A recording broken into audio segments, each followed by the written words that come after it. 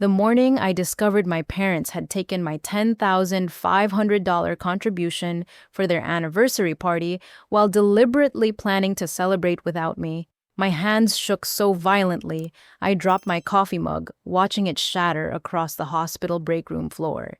For 6 months, I'd worked double shifts, sacrificing sleep and sanity to create something magnificent for their 40th anniversary, believing each exhausting hour brought me closer to finally earning my place in their hearts. 6 months earlier, the idea had consumed me completely. Standing in the cardiac unit after another grueling 12-hour shift, I'd overheard a patient describing his parents' anniversary celebration, how his siblings had collaborated to create magic. The longing that pierced through me felt almost physical. My own parents' 40th anniversary approached in November, and I decided this would be my chance to prove my worth to them once and for all. I started planning in secret, wanting the gift to be a complete surprise. Every extra shift I could grab, I took. Night differentials, weekend coverage, holiday hours that other nurses avoided. My colleagues at Riverside Medical thought I was saving for a house, but I was building something else entirely, a bridge back to my family's affection. The tent came first. Not just any tent, but an elegant pavilion structure with graceful peaks and built-in lighting that would twinkle like stars against the November evening. The rental company representative, a kind woman named Dorothy, spent hours showing me options. I selected ivory fabric walls with cathedral windows, heating elements for comfort, and a natural wooden dance floor. Dorothy mentioned how lucky my parents were to have such a thoughtful daughter. I remember glowing at those words, imagining my mother's face when she saw it. Next came the flowers. My mother had carried peonies at her wedding, pressed one in her Bible that she still kept on her nightstand. Finding peonies in November required special ordering, expensive greenhouse cultivation. The florist Gregory suggested alternatives, but I insisted. Soft pink and cream peonies mixed with white roses and eucalyptus arranged in gold mercury glass vessels. We planned centerpieces, entrance arrangements, even a reconstruction of her original bridal bouquet for her to carry during the renewal of vows I hoped they'd include. The caterer presented the greatest challenge and expense. I researched extensively before finding Celestial Catering, the company that had evolved from the small bakery that made my parents' original wedding cake 40 years ago. The owner's daughter, Marianne, now ran the business. When I explained my vision, she pulled out archived photographs of their original 3-tier vanilla cake with Swiss buttercream roses.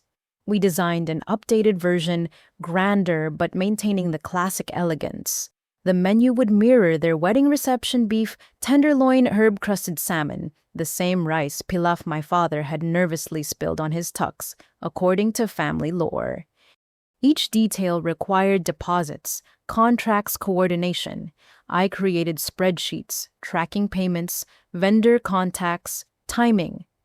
My tiny apartment became command central with fabric swatches taped to walls, inspiration boards covering my dining table.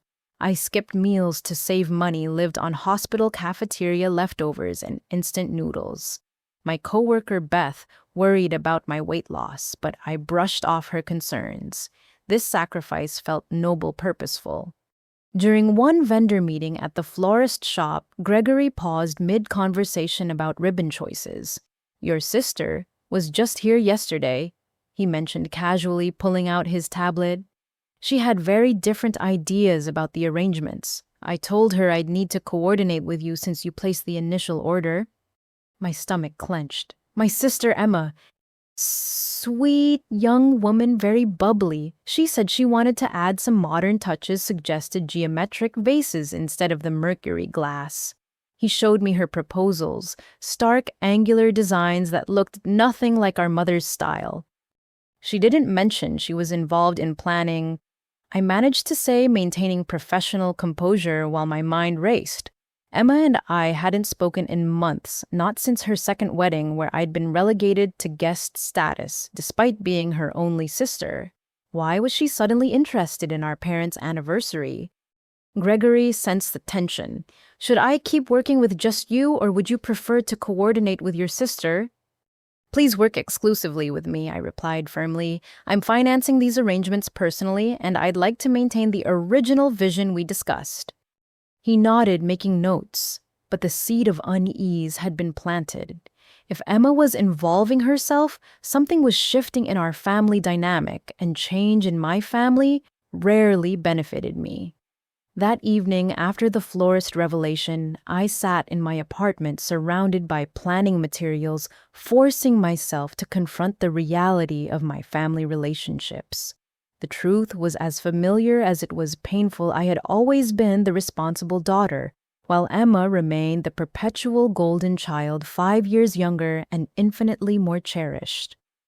The pattern established itself early. I remembered being 8 years old, carefully saving my allowance for months to buy Mom a music box for Christmas. When I presented it, she smiled absently, then squealed with delight at 3-year-old Emma's crayon drawing. "Look how talented she is," Mom exclaimed immediately, framing the scribbles while my music box found its way to a shelf forgotten. School reports cards brought similar responses. My straight A's earned brief nods. Emma's C's prompted concerned parent-teacher conferences where they advocated passionately for their differently gifted child. They hired tutors, arranged special programs, celebrated when she managed a B-. My acceptance to nursing school on a partial scholarship warranted a casual, "That's nice, dear," over breakfast. Emma's admission to community college triggered a party with extended family invited. The financial disparities cut deepest. They paid Emma's way through 2 degrees, neither completed, explaining she needed to find herself. When she dropped out to become a yoga instructor, then a jewelry designer, then a life coach, they funded each venture. Meanwhile, I worked 3 jobs through nursing school, campus library, mornings, restaurant, evenings, weekend, home health aide shifts. I graduated with honors and $40,000 in debt, while Emma traveled Europe on their dime, expanding her horizons. Emma's first wedding showcased the favoritism spectacularly. Our parents spent $60,000 on a fairy tale celebration.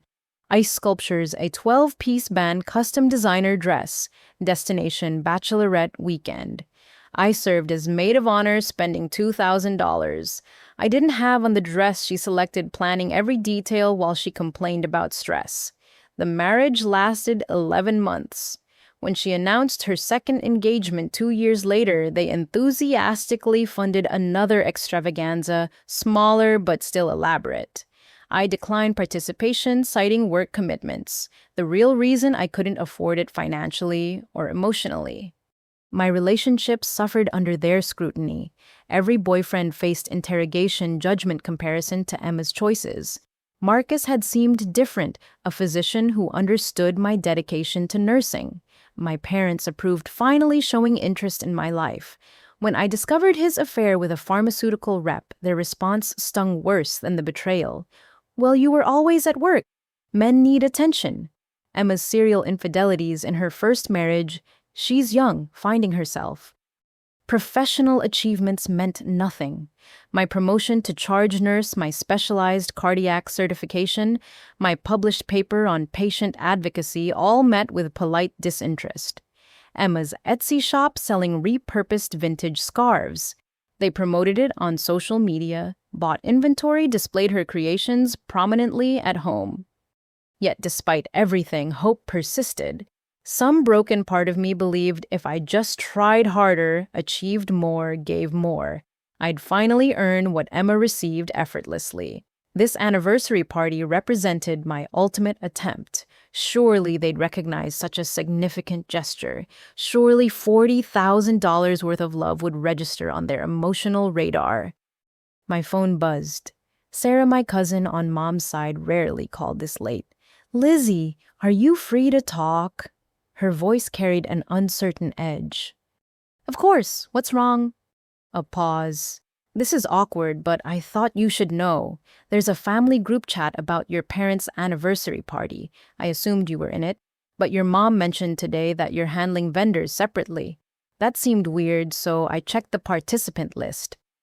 My chest tightened. I'm not in the chat.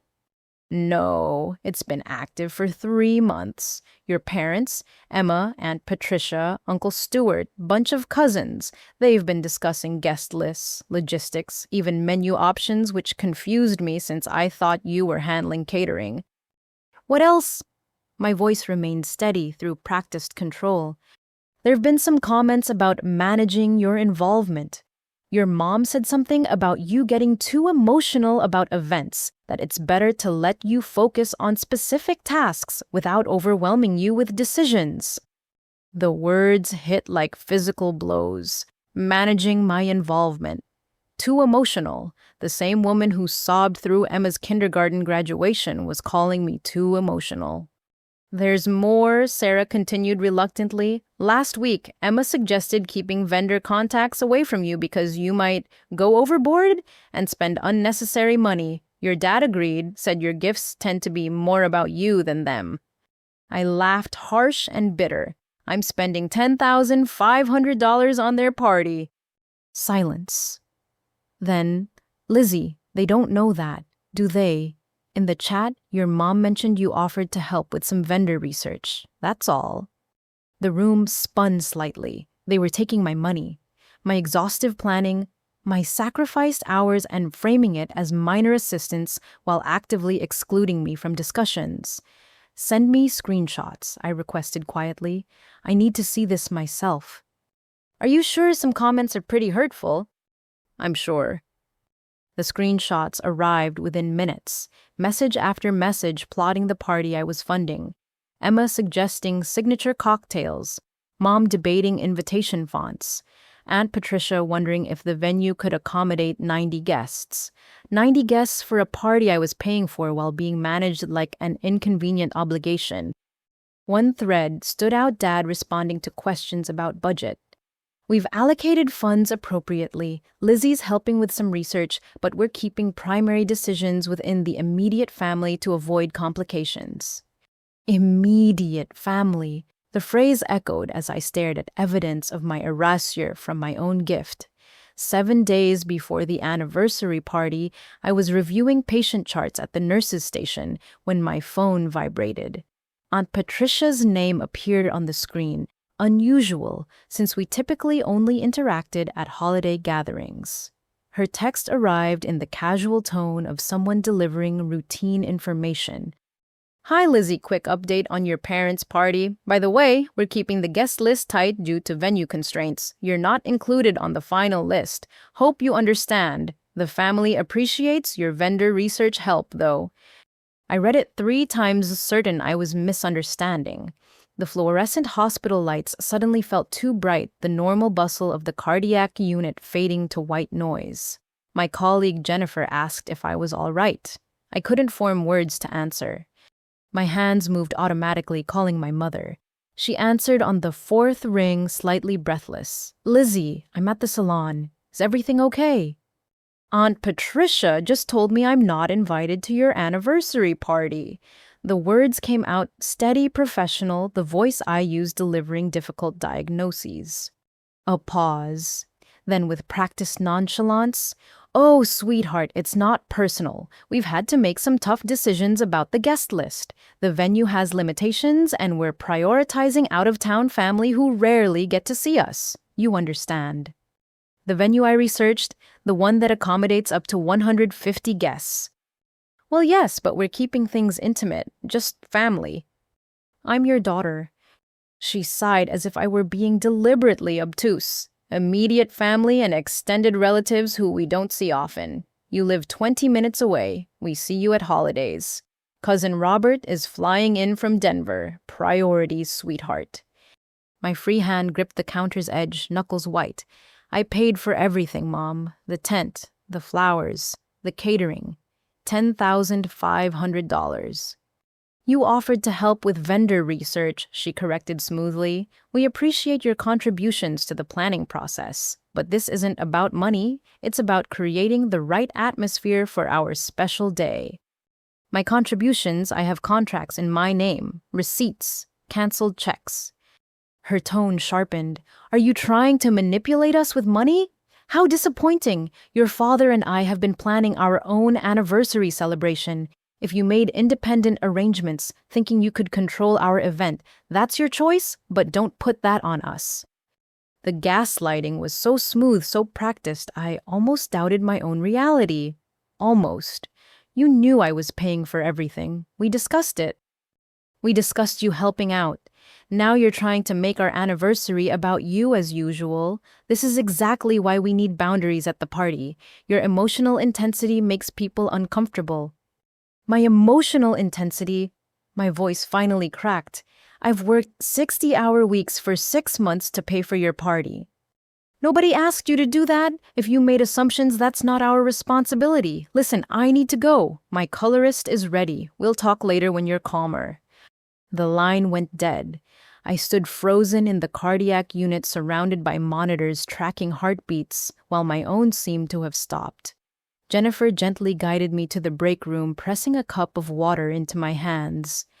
What happened? She asked softly. The story poured out in clinical detail. Jennifer's expression shifted from concern to outrage. They're taking your money and excluding you. That's theft, Lizzie. It's my family, I whispered, as if that explained everything. Perhaps it did. My phone buzzed with more texts. Emma, Mom says you're upset about the guest list. Don't make this about you. It's their day. Aunt Patricia, again, your mom mentioned you're having difficulty with boundaries. Maybe this is a good opportunity for growth. The cruelty was coordinated, precise. They'd prepared for my reaction already, crafting the narrative where I was the unreasonable one, the emotional one, the difficult one, trying to control their celebration with money. Julia, another nurse, entered the break room for her lunch. Lizzie, did you get my husband's RSVP? He's looking forward to your parents' party next week. Said your dad invited his whole department from the firm. The room tilted. Dan's invited. Of course, didn't you know there's like 15 people from the accounting firm coming? Dan said your dad called it a networking opportunity, mixing business with celebration. She noticed my expression. Are you okay? Your dad invited his entire department. 15 people who barely knew our family, but not his daughter, not the one paying for it all. Julia, I managed, what else did Dan say about the party? She looked uncomfortable.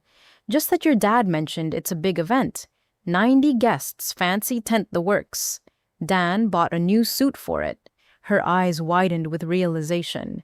Wait, are you not going to your own parents' anniversary? Apparently not. The words tasted like ash. Julia's lunch forgotten, she leaned forward. But Dan said your dad specifically mentioned you were organizing everything. Called you their event coordinator daughter, who insisted on handling all the details. He made it sound like you were running the whole show. Event coordinator daughter. Not beloved daughter, not cherished daughter. Event coordinator, a hired position, not a family member. They'd even found a way to acknowledge my involvement while erasing my relationship. My phone rang. Dad. Lizzie, your mother says you're causing drama about the guest list. This is exactly why we had concerns. You always make everything so complicated. I'm paying for your party, I stated flatly. You volunteered to help with some vendor deposits. Don't exaggerate. We've set aside funds for our anniversary. If you chose to supplement that, it was your decision, but it doesn't buy you control over our guest list. 90 guests, Dad, including your entire accounting department, but not me. The networking aspect is important for my pre-retirement planning. These relationships matter for our financial future. Surely you understand that business considerations sometimes take precedence. Over your daughter. You're being dramatic. It's one evening. You'll see us at Thanksgiving next week anyway. Thanksgiving. where I'd cook, clean, and disappear into the background while they fawned over Emma and her husband, where I'd smile and pretend this betrayal hadn't happened, where I'd continue funding their life while being treated as staff. I need to get back to my patients, I said quietly. Good. Take some time to calm down. We'll see you Thursday for Thanksgiving prep. Your mother wants you to pick up the turkey on your way. He hung up, assuming my compliance as always. I sat in the break room surrounded by the remnants of other people's meals and made a decision. If I wasn't family enough to celebrate with, then I wasn't family enough to fund their celebration. The calm that descended felt alien after months of frantic planning. No more extra shifts needed, no more skipped meals to save money, no more hoping this gesture would finally make me visible to them. I was done being their event coordinator daughter. It was time to coordinate a very different kind of event. The next 48 hours became an investigation into my own life, uncovering truths I'd spent years avoiding. Armed with Sarah's screenshots and a determination to understand the full scope of my exclusion, I reached out to family members, strategically presenting myself as simply confirming party details. My first call went to Cousin Margaret, a notorious gossip who couldn't resist sharing information. "Oh, Lizzie, your mother mentioned you might call about logistics. Such a shame about the venue restrictions. Though between us, 90 people hardly seems restricted." She laughed, unaware of the impact. "Your parents are so clever, turning their anniversary into a business networking event. Your dad's hoping to land some consulting contracts for his retirement. Networking event." I kept my tone curious, not bitter. "Didn't you know Emma's husband Bradley promised to bring potential investors for some venture? Your dad's been calling it an anniversary/opportunity party. Smart mixing pleasure with business." Each word carved deeper. My romantic gesture had been transformed into a corporate mixer funded by my savings while I remained uninvited. Next, I contacted Uncle Stuart, my father's brother, under the pretense of coordinating arrivals. He revealed more than expected. After a few beers loosened his tongue during our phone conversation. "Honestly, Lizzie, I was surprised when Patricia said you weren't coming, but your mother explained about your situation, and I guess it makes sense." "My situation? Being single at your age. She said you've been struggling with it, that family events highlighting successful marriages are painful for you, thoughtful of them to spare you that discomfort." The fabrication was breathtaking. They'd painted me as a bitter spinster, unable to handle others' happiness, justifying my exclusion as kindness. Did she mention I'm the one who planned and paid for everything? Stuart's confusion was genuine. "Paid your parents, said they'd saved for years for this party. Your mom specifically mentioned not wanting their children to feel financially burdened." The web of lies had been thoroughly woven.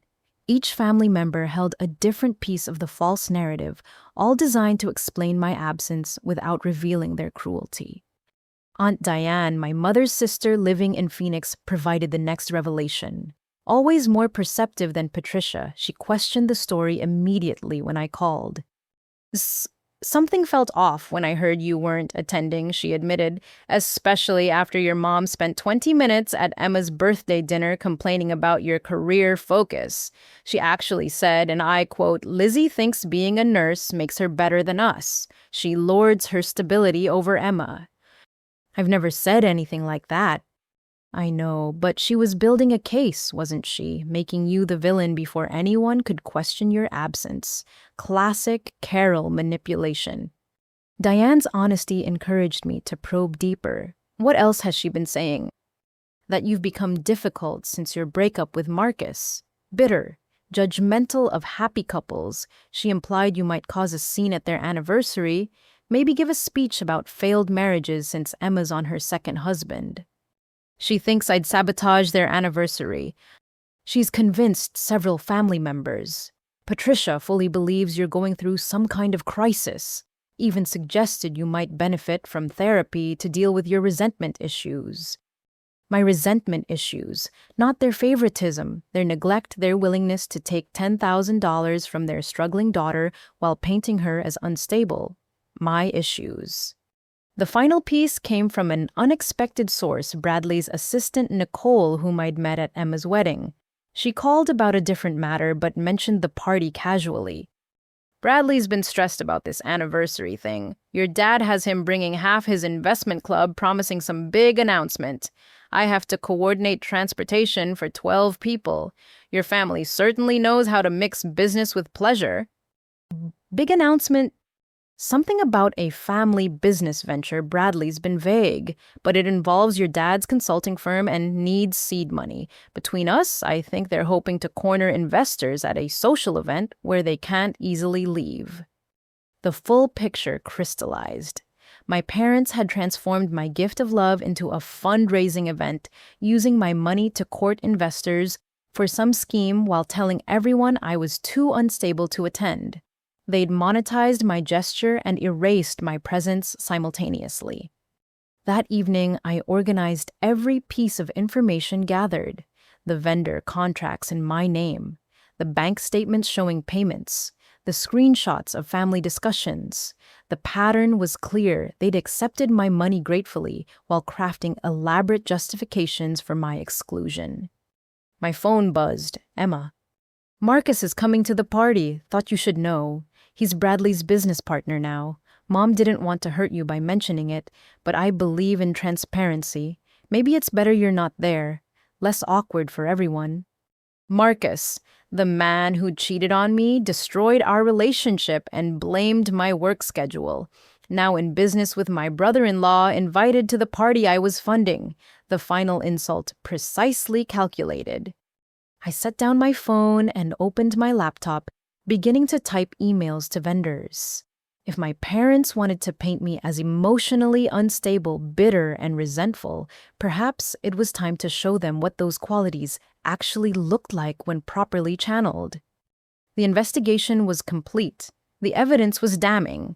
Now came the consequences. The decision to reclaim my contributions crystallized into cold clarity as I sat at my kitchen table laptop, open vendor contracts spread before me. Every instinct screamed to confront them immediately, to unleash years of suppressed hurt in one catastrophic explosion. Instead, I chose something far more devastating: strategic patience. Monday morning arrived with my mother's cheerful call about Thanksgiving preparations. Lizzie, darling, I need you to pick up the turkey from Hanson's butcher. 25 pounds should do. Use the account. They know our order. Her voice held no trace of guilt over our last conversation. Of course, Mom. What time should I arrive Thursday? Early, dear. 8 should work. The dining room needs arranging, and you know how I like the china displayed. I agreed to everything, my voice pleasant and accommodating. She chatted about menu details, guest arrivals, never mentioning the anniversary party looming Saturday. The exclusion had become so normalized in her mind that she felt no awkwardness assigning me tasks while planning to celebrate without me. Tuesday brought a shopping trip she'd suggested weeks earlier. I met her at Nordstrom, watching her try on dresses for a special occasion, without specifying which one. Each outfit she modeled was clearly for the anniversary party, yet she maintained the charade. This silver one is elegant, don't you think? She twirled before the mirror, adjusting the beaded neckline. Beautiful. Special occasion. Her pause was microscopic. Your father and I have several events coming up. The holidays are always busy. I nodded, playing along. The beading catches light beautifully, very celebratory. She preened, missing the irony. I want to look special for the season. As she tried a navy cocktail dress, I casually asked, Need help with any planning for these events? I'm good with details. Oh, you're sweet, but everything's under control. Just focus on Thanksgiving. That's contribution enough. Contribution enough. I mentally added it to my collection of dismissive phrases while complimenting her choices, even suggesting jewelry that would complement the dress she'd wear to the party I wouldn't attend. That evening, I systematically organized every document related to the anniversary party, contracts with my signature, credit card statements showing deposits, email confirmations from vendors addressed to me. The paper trail was indisputable. I created digital copies, physical folders, a comprehensive record of every dollar spent, every hour invested. Wednesday's shift at the hospital provided unexpected intelligence. Dr. Peterson, who worked with my father's accounting firm, mentioned the big party excitedly. Your dad promised quite the networking opportunity, said his daughter arranged some spectacular event company, Tent Gourmet Catering the works. Event company. I kept my tone mild. That's how he described it. Professional coordination, though between us, hiring your own daughter's company seems like nepotism. He winked, missing the irony entirely. So I'd been relegated from daughter to hired help my company of fiction to explain my involvement without acknowledging my relationship. The dehumanization was complete. That afternoon, I called each vendor for final confirmations, actually documenting my role. Dorothy from the tent company was effusive. Ms. Lizzie, everything's set for Saturday. The installation crew arrives at dawn. Your parents are lucky to have such a devoted daughter.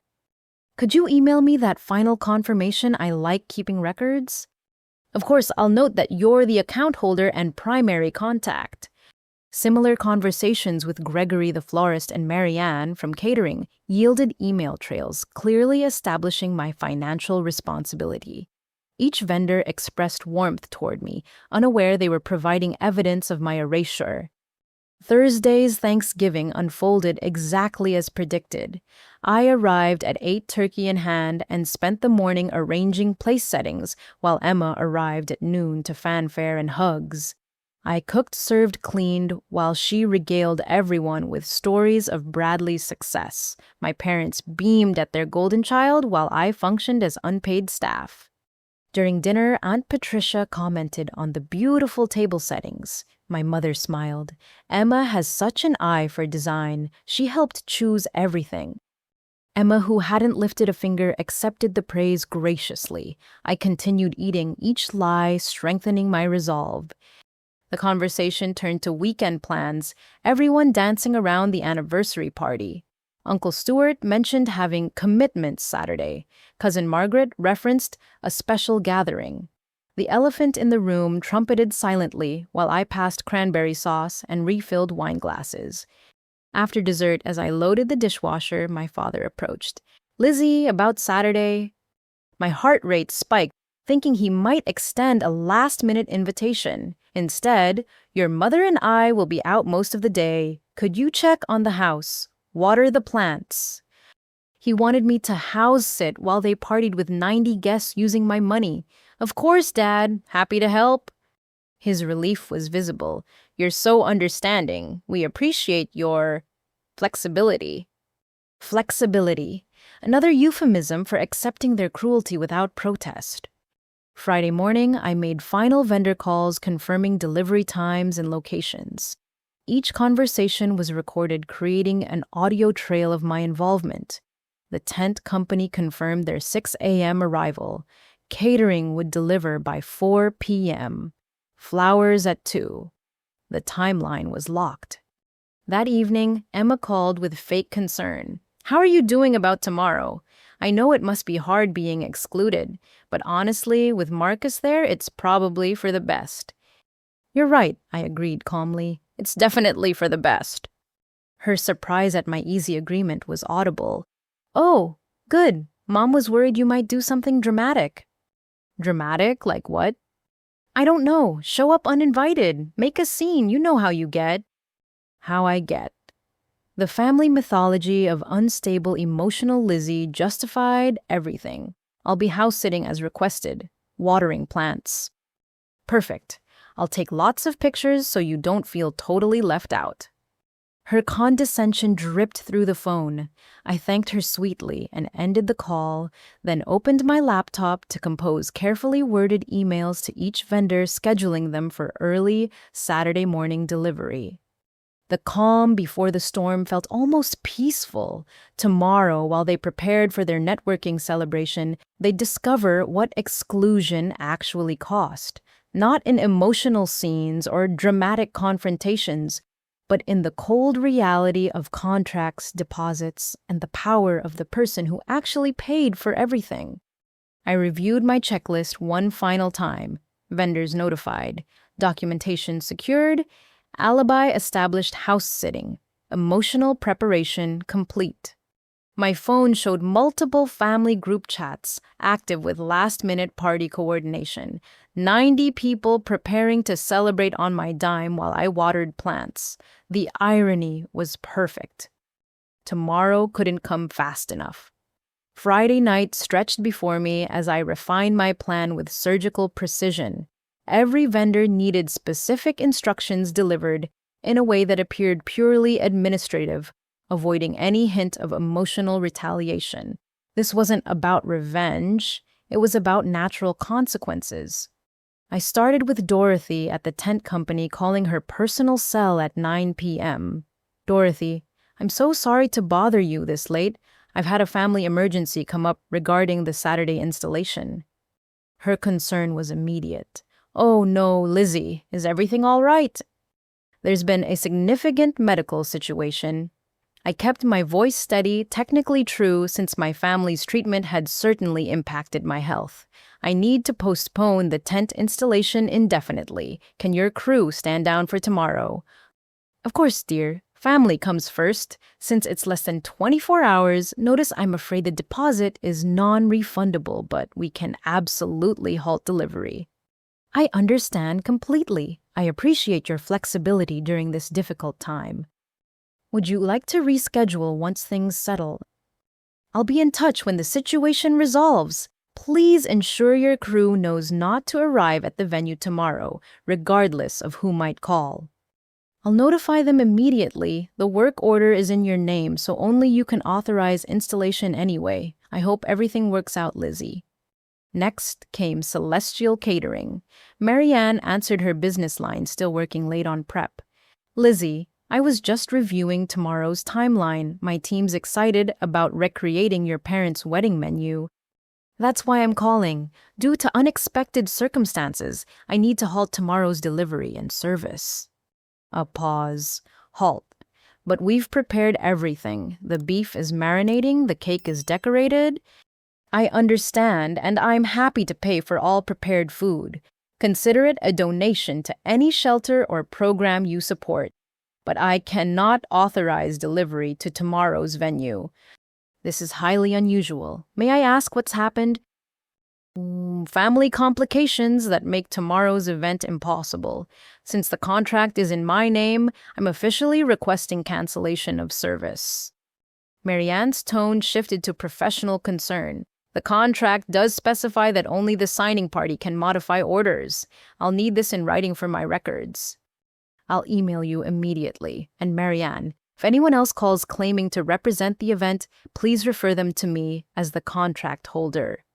"Understood. I must say this is disappointing. We've put tremendous care into this menu." "Your work is exemplary. Please donate the food where it will be appreciated. I'll ensure full payment plus a service fee for your trouble." The florist required more finesse. Gregory had seemed genuinely invested in creating beauty for the celebration. I reached him at home apologizing for the late hour. "Gregory, I need to discuss tomorrow's delivery. There's been a development with the family that requires postponing the floral arrangements." "Postponing, Lizzie. Everything's designed and ready. The peonies alone." "We'll stay fresh for another event.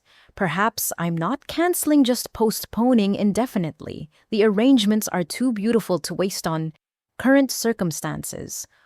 His silence suggested understanding beyond my words. "Would you like me to hold everything in our coolers?" "That would be perfect. I'll pay storage fees, of course. And Gregory, the contract specifies delivery only on my authorization." "I remember. You were quite specific about maintaining control of the order. I'm guessing that foresight is proving useful." "Let's just say family dynamics can be complicated." "Indeed, I'll keep everything fresh for when you're ready." No one else can claim these arrangements, I assure you. With vendors secured, I moved to the venue itself. The country club required delicate handling since my father's membership provided access, though I'd paid the deposit. I called the overnight manager, explaining a payment discrepancy needed resolution before any event setup could proceed. Since I provided the deposit under my name, I need to be present to authorize any installations or deliveries. I won't be available tomorrow due to a medical emergency. The manager pulled up their records. I show the deposit under Elizabeth, not the member account. You're right. We'd need your signature for vendor access. Should I inform the member?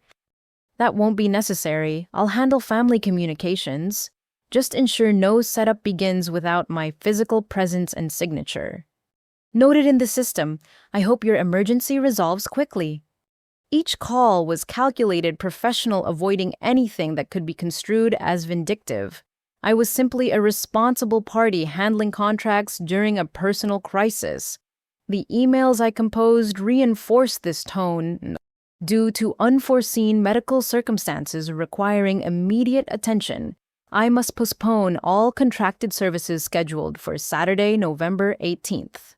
As the account holder and contracting party, I am officially requesting cessation of all deliveries and services until further notice. I appreciate your understanding during this difficult time. I scheduled the emails for 5:45 a.m., ensuring vendors would receive them before dispatch, but too late for my family to arrange alternatives. The final step involved creating my alibi. I texted my parents, confirming I'll check on the house tomorrow as requested.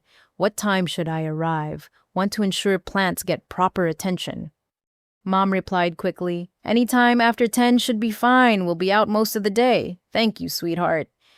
The endearment stung with its casual hypocrisy. Sweetheart when I was useful, excluded when I wasn't decorative enough for their ambitions. I spent the remaining hours backing up all documentation to cloud storage, creating multiple copies of contracts and correspondence. If they tried to claim I'd sabotage them maliciously, I had proof of professional appropriate cancellations due to medical emergency and family circumstances. My hospital bag was packed for an early shift I'd volunteered for starting at 7 a.m. While they discovered their empty venue, I'd be saving lives doing work that actually mattered. The symbolism felt appropriate. As midnight approached, I allowed myself one moment of grief for the family I'd imagined having versus the one I actually had.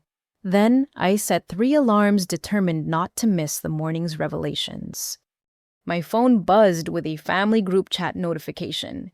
Emma sharing her excitement about tomorrow's special family gathering. The comments flooded in from relatives traveling into town expressing anticipation for the celebration. I turned off notifications and tried to sleep knowing tomorrow would irrevocably change every family dynamic. Some bridges once burned provided the most spectacular light. The 3 days before the party passed in a surreal ballet of normalcy, masking impending catastrophe. I maintained my routine, worked my shifts, even responded to family messages with appropriate enthusiasm about their upcoming busy weekend. Meanwhile, the machinery of collapse was already in motion. Wednesday brought an unexpected test when Emma stopped by my apartment unannounced. I'd just returned from a 12-hour shift to find her examining the planning materials I deliberately left visible on my dining table.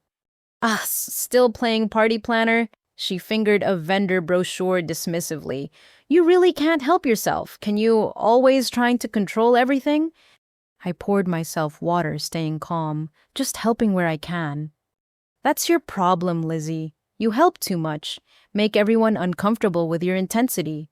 She sprawled on my couch, designer handbag, tossed carelessly aside. Bradley thinks you do it to make us look bad, like we're not grateful enough for St. Lizzie's sacrifices. I've never wanted gratitude. No, then why the dramatic exit at Thanksgiving? Barely said goodbye, Mom noticed.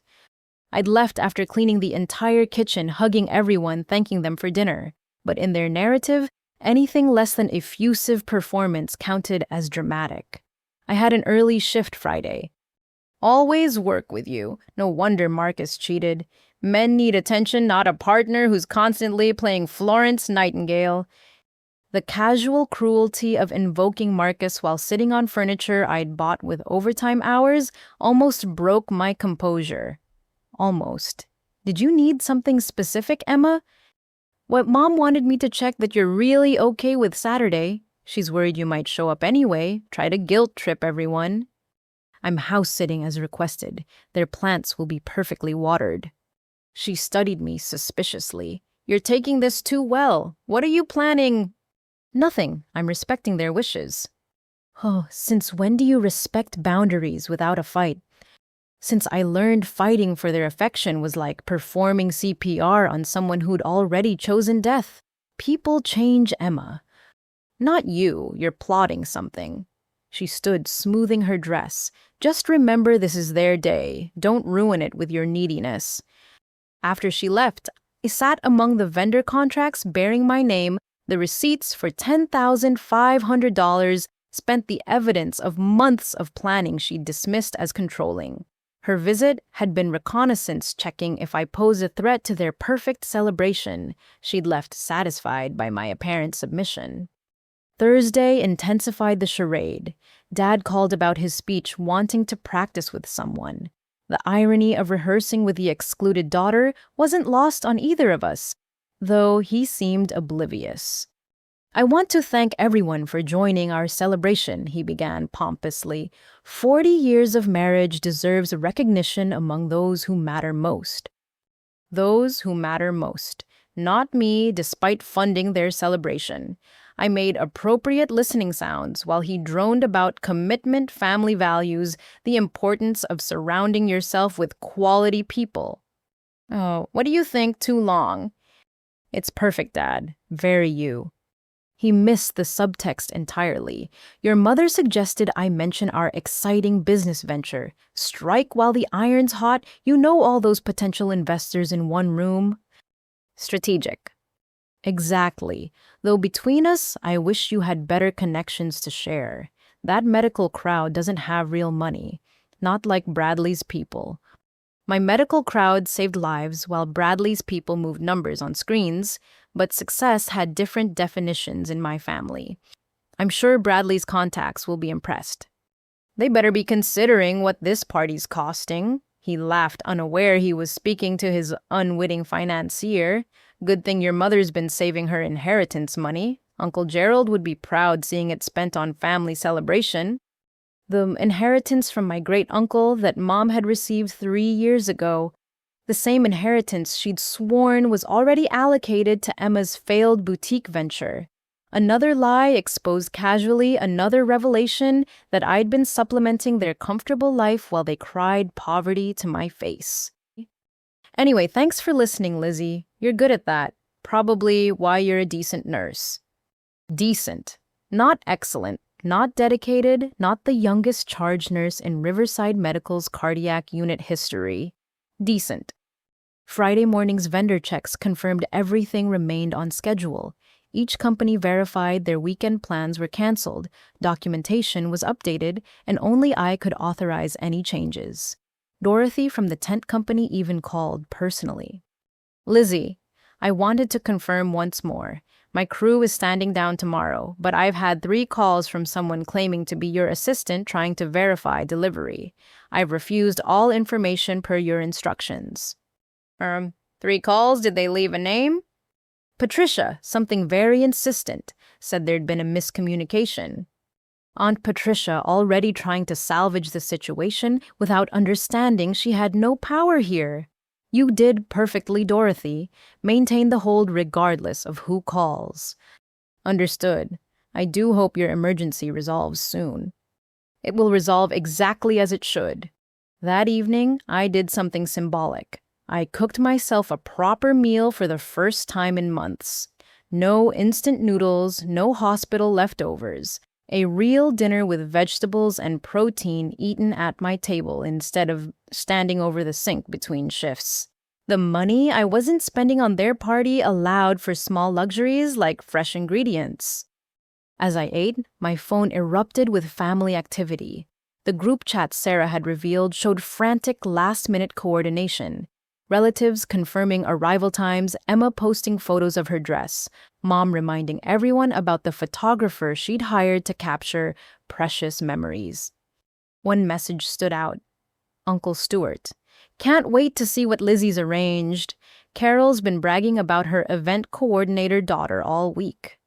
Event coordinator daughter. The title had stuck, replacing any familial designation. I wondered if the photographer would capture their faces when the event coordinator's arrangements failed to materialize. My overnight bag was packed, scrubs laid out, alarm triple-checked. The morning shift would start at 7, putting me safely at work when the dominoes began falling. While they discovered empty venues and silent phones, I'd be monitoring cardiac patients actually needed and valued. The apartment felt different that night. Lighter somehow, despite the weight of tomorrow's consequences. Every surface was clear of wedding planning materials, all evidence filed away or digitized. The space looked like mine again, not a command center for unrequited devotion. One final check of emails confirmed the 5:45 a.m. send time. Each vendor would receive their cancellation notice simultaneously, too late for alternative arrangements, but with enough documentation to protect me from legal repercussions. The medical emergency excuse was vague enough to be unchallengeable, while specific enough to justify immediate action. My last conscious thought before sleep was wondering which family member would call first. Mom with her practiced tears, Dad with his blustering threats, Emma with her victim narrative. Tomorrow would tell. Tonight I slept better than I had in 6 months. 5:45 a.m. arrived with my phone already vibrating on the nightstand. I'd set it to silent, but the screen lit up repeatedly as my scheduled emails hit vendor inboxes. By 6:15, as I drove to the hospital, the first domino fell. Dorothy's automated response confirmed receipt of the cancellation. Marianne's out-of-office message acknowledged the catering halt. Gregory's system pinged acceptance. The digital trail was complete before my family even woke. I clocked in at 6:58, greeting the night shift nurses preparing their handoff reports. The cardiac unit hummed with its usual controlled chaos monitors, beeping ventilators, whooshing the dedicated rhythm of life-saving work. Here, I wasn't an excluded daughter or a convenient bank account. I was charge nurse Lizzie, trusted with human hearts. 7:23 brought the first call. Dad. I let it ring through while checking on Mr. Peterson in room 12. His new valve was functioning beautifully, his grateful wife holding his hand as I explained the positive signs. 7:31 Dad again, then 7:35. 7:42 showed 3 calls from Mom, 2 from Emma. I silenced the phone completely and focused on morning rounds. 8:15 erupted into chaos. I could track through missed calls alone. Dad, 12 calls, Mom, 8 calls, Emma, 15 calls, Aunt Patricia, 6 calls, unknown number likely venue, 4 calls. By 8:45, the voicemails started. I didn't listen, but watched their duration grow 30 seconds, 1 minute, 2 minutes of what I imagined was escalating panic. The tent company would have confirmed no delivery by now. Catering would have explained the cancellation. The florist would have referenced the contract terms. At 9:20, Jennifer found me in the medication room. Lizzie, there's someone on line 3 claiming to be your mother. Says it's a medical emergency. How ironic. They'd appropriated my excuse to try reaching me. I'm not available for personal calls during shift. Please take a message. Jennifer returned looking puzzled. She was screaming something about theft and lawyers. Didn't sound medical. Family dynamics can be complicated during medical situations, I replied calmly, counting cardiac medications with steady hands. 9:40 brought security to the nurse's station. Ms. Lizzie, we have a woman in the lobby demanding to see you. Says she's your sister. She's agitated. Emma had driven to my workplace. The desperation was escalating faster than anticipated. Please inform her I'm with patients and cannot be disturbed. If she continues to disrupt the hospital, follow standard protocol." Security nodded. They'd seen enough family drama in hospitals to recognize the pattern. Emma would be escorted out if she couldn't control herself. 10 o'clock passed with my phone showing 57 missed calls. The family group chat Sarah screenshotted for me later revealed pure pandemonium. "Mom, emergency vendors aren't coming. They say Lizzie canceled everything." "Aunt Patricia, how is that possible?" "Call them back." "Emma, I'm at the hospital. She won't see me." Someone called Bradley. "Uncle Stuart, what's happening? Should we still come?" "Dad, this is deliberate sabotage. I'm calling our lawyer." Cousin Margaret, "I'm so confused. Didn't Lizzie plan everything?" "Mom, she's lost her mind, jealous of our happiness." The revelation spread through the chat like wildfire. Relatives learning for the first time that I'd paid for everything. Confusion about why I would cancel my own arrangements. Emma trying to spin it as a mental breakdown while Mom crafted a narrative about vindictive jealousy. At 10:30, I finally answered Dad's 37th call. His voice exploded through the phone. "What have you done? The tent company says you canceled. The caterer won't deliver. You've ruined everything." "Good morning, Dad." I kept my tone professionally neutral. "I'm at work. Is this a medical emergency?" "Don't play games. The party is in 5 hours. Fix this immediately." I cannot authorize vendor services while handling a personal medical situation. As I informed all vendors, family circumstances require postponement. "What medical situation? You're clearly at work." "The medical situation is personal and ongoing. I'm sure you understand having excluded me from family events due to my emotional intensity." Silence. Then quieter, but more venomous. "You did this because you weren't invited." "I did this because I cannot, in good conscience, fund an event celebrating family unity while being told I'm not family enough to attend. That seems emotionally unhealthy, wouldn't you agree?" "That money was for our anniversary." "What money? You told Stuart you'd saved for years. You told me I was only helping with vendor research. Surely you have your own funds set aside." The sputtering confirmed what I already knew. They'd spent nothing saved, nothing contributed, nothing but expectations and lies. My money was their only money. "Lizzie, sweetheart." Mom's voice suddenly replaced Dad's, shifting to manipulation mode. "We can work this out. Maybe we were hasty about the guest list. Come to the party. We'll make room." "I'm working, Mom. Saving lives. You said my career makes people uncomfortable. Remember." "Don't be dramatic. Just call the vendors back. Tell them it was a misunderstanding." The contracts are quite clear. Cancellations are processed. Deposits non-refundable. I'm sure you understand, being the experienced party planners who kept me out of the group chat to avoid overwhelming me. You've been monitoring our private conversations.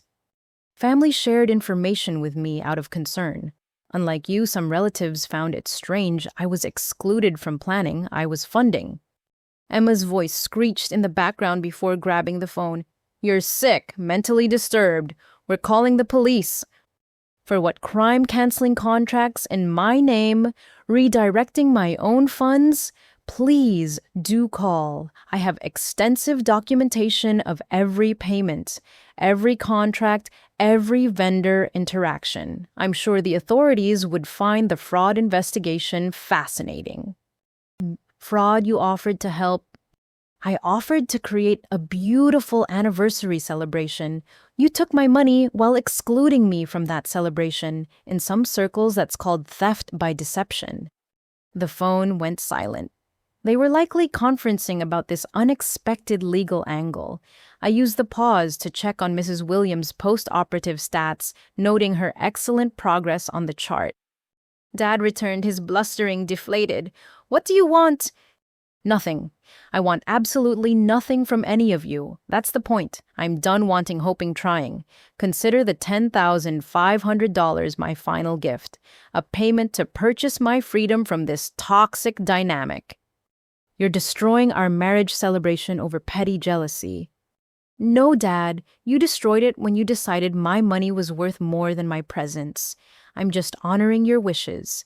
You wanted me excluded. Congratulations, I'm excluding myself and everything I bring to the table, including financial support. The guests will arrive to nothing, will be humiliated. Then perhaps you'll understand a fraction of how it feels to be erased from your own family's celebration while funding it, though I doubt the lesson will stick. This is extortion.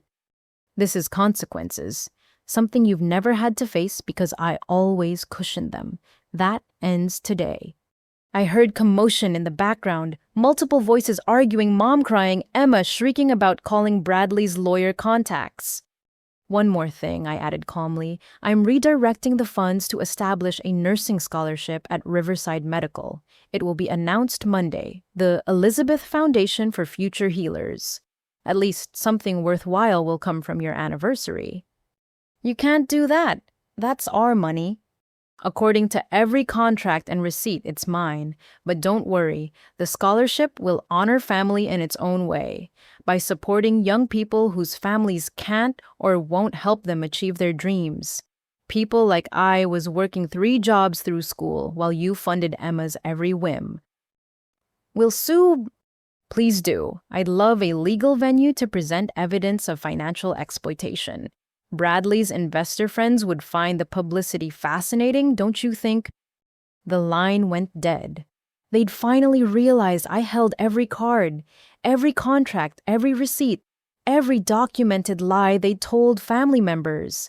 Their house of cards had collapsed, and I was safely at work surrounded by colleagues who valued my contributions. Dr. Martinez approached with a cardiac consultation, and I gladly immersed myself in real problems with actual solutions. Whatever chaos reigned at the country club, whatever humiliation my parents faced as guests arrived to emptiness, I was exactly where I belonged, valued, needed, and finally free. My phone showed 17 more missed calls by the time I took lunch, but the desperation had peaked. The party hour approached with no possibility of salvation. $10,500 had purchased something priceless, the end of false hope and the beginning of authentic self-worth. At 12:47 p.m., I finally answered what would become the definitive call. Dad had phoned 53 times. This time, I was ready, sitting in the hospital's quiet meditation room during my lunch break, Jennifer standing guard outside in case I needed support. Lizzie, his voice had moved beyond anger to something colder and more calculated. You've made your point. The vendors confirmed you're the only one who can authorize delivery. Name your terms.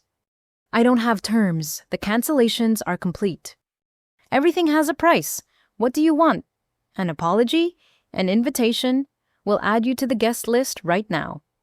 The bargaining stage had arrived faster than expected. It's 12:47. Your party starts at 4. Even if I wanted to help, which I don't, logistical realities make it impossible. The tent company says they can do emergency setup if we pay triple. The caterer has backup options, but only you can authorize it. His desperation bled through attempted control. What's it going to take? Understanding. But that's apparently impossible for you. Mom's voice replaced his tears, thick in her throat. Lizzie, honey, we're your parents. How can you do this to us? The same way you did it to me, Mom, deliberately with planning while convincing yourself it's justified. We never meant to hurt you. No, you meant to use me. Hurt was just an acceptable side effect, like telling family I'm too emotionally unstable to attend while spending my money. That's not. We were protecting you from what being seen. Being acknowledged, being treated as your daughter instead of your employee. Emma grabbed the phone, her screech piercing. 70 people are coming, Bradley's entire investment group. Do you know what you've done to our reputation? Revealed it. This isn't funny. My husband's career depends on these connections. Then perhaps you should have contributed to the party meant to impress them. Or did you assume, as always, that I'd handle the burden while you reap the benefits? You vindictive. Careful, Emma, you're at my workplace. Security has already removed you once. I'd hate to file a formal complaint about harassment. The phone shuffled again. Dad attempting reason.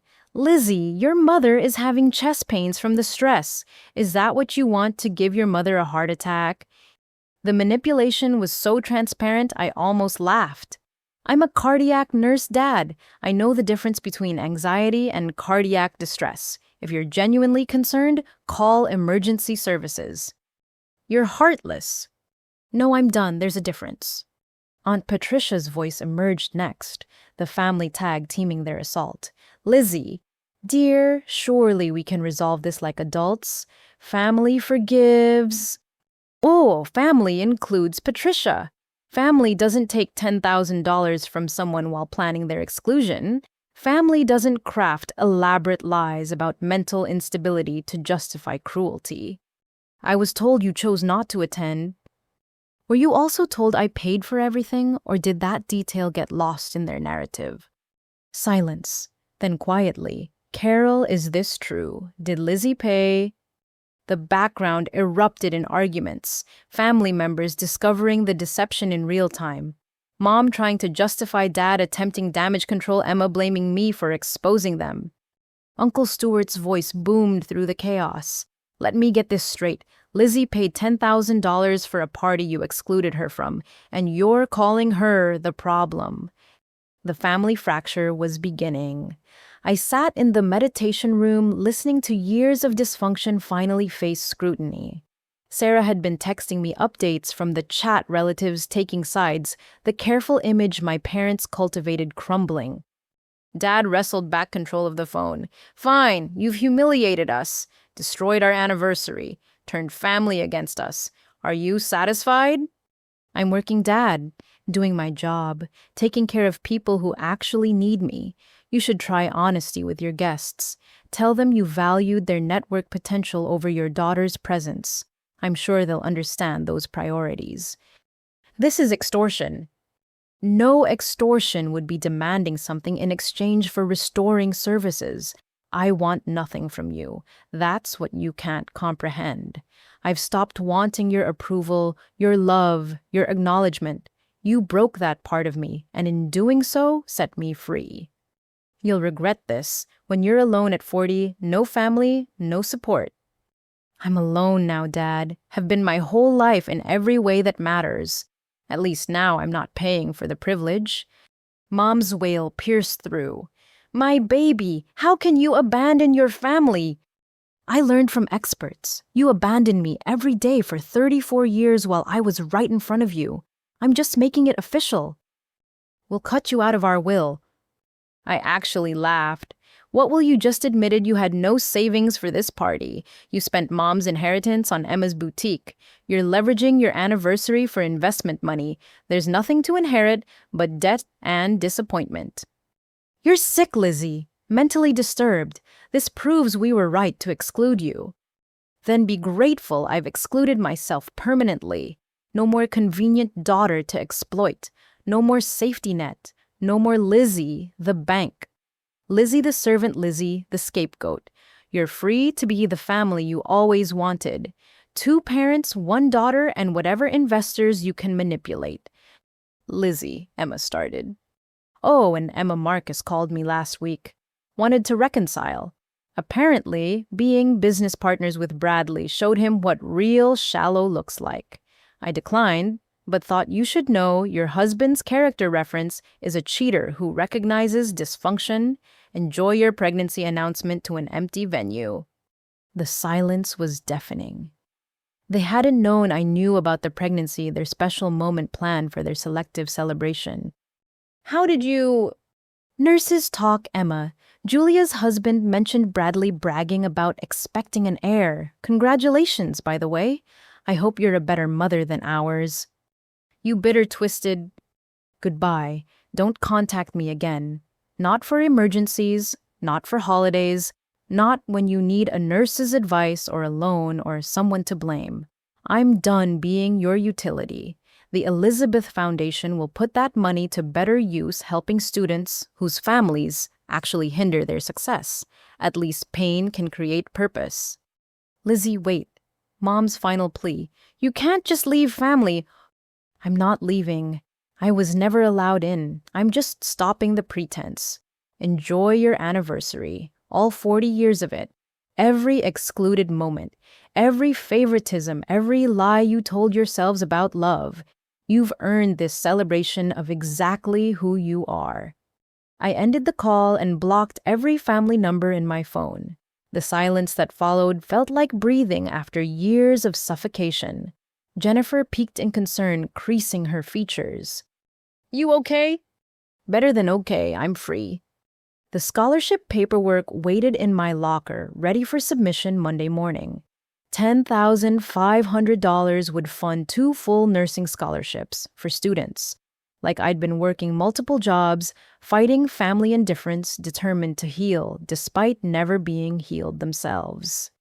My phone buzzed with texts from unknown numbers, family members trying alternate routes to reach me. I powered it off completely and returned to my patients. Real emergencies, genuine need, authentic appreciation for my skills. The country club was 23 miles away. In approximately 3 hours and 13 minutes, 90 guests would arrive to find no tent, no food, no flowers, no celebration of a 40-year marriage built on selective love and convenient blindness. They'd find only the truth my parents had spent decades avoiding, that using people has consequences, that exclusion cuts both ways, and that a daughter's love once shattered doesn't rebuild on command. But I wouldn't witness their humiliation. I had charts to update medications, to dispense hearts, to monitor that actually deserved my attention. The cardiac unit needed me in ways my family never had and never would. My shift ended at 7 long after their non-party would have collapsed into recriminations and embarrassment. I walked to my car under November stars, the same ones I'd imagined twinkling through that elegant tent. Instead of orchestrating their perfect evening, I'd given them something more valuable, the opportunity to face themselves without my cushioning. Whether they'd learn from it was no longer my concern. I'd paid $10,500 for my freedom, worth every penny. By 4:15 p.m., the country club had become ground zero for the most spectacular social catastrophe in my family's history. Through Sarah's real-time updates and screenshots from the family chat, I watched the disaster unfold while completing my afternoon rounds at the hospital. The first guests had arrived at 3:45 to find the venue bare. No tent gracing the lawn, no tables dressed in linens, no twinkling lights or elegant flowers. Just the standard country club patio with its everyday furniture and confused staff who knew nothing about a private event. Sarah's first text came with a photo. Lizzie, you need to see this. Your dad is literally trying to set up card tables from the storage room. The image showed my father red-faced and sweating in his anniversary suit, dragging folding tables across the lawn, while Mom stood frozen in her silver-beaded dress, looking like she'd been slapped by reality. Emma was on her phone, gesticulating wildly, her careful makeup already streaking. The family group chat exploded with confusion. Cousin Margaret. Are we at the right venue? There's nothing here. Uncle Stuart, Paul's setting up card tables. What's happening? Aunt Diane. Carol looks like she's going to faint. Someone help her. Second cousin, Rita. Should we leave? This is awkward. Then came the devastating blow. Bradley's investor group arrived en masse at 4 sharp, expecting the networked elegance my father had promised. Sarah captured their expressions, suited executives standing in clusters, checking phones, exchanging glances that spelled professional death for my father's consulting dreams. Mr. Davidson, the lead investor, Dad had courted for months, was overheard saying, "This is what Paul considers event planning. I wouldn't trust him to manage a lemonade stand, let alone our portfolio." The country club manager emerged clearly uncomfortable. Sarah reported he'd offered the regular restaurant for dining, but at standard menu prices, no special arrangements. My parents would have to pay per guest for basic club sandwiches and salads, not the elegant beef tenderloin and anniversary cake they'd promised. Emma's meltdown accelerated when Bradley arrived. According to Sarah, he took one look at the chaos and walked straight back to his Tesla without a word.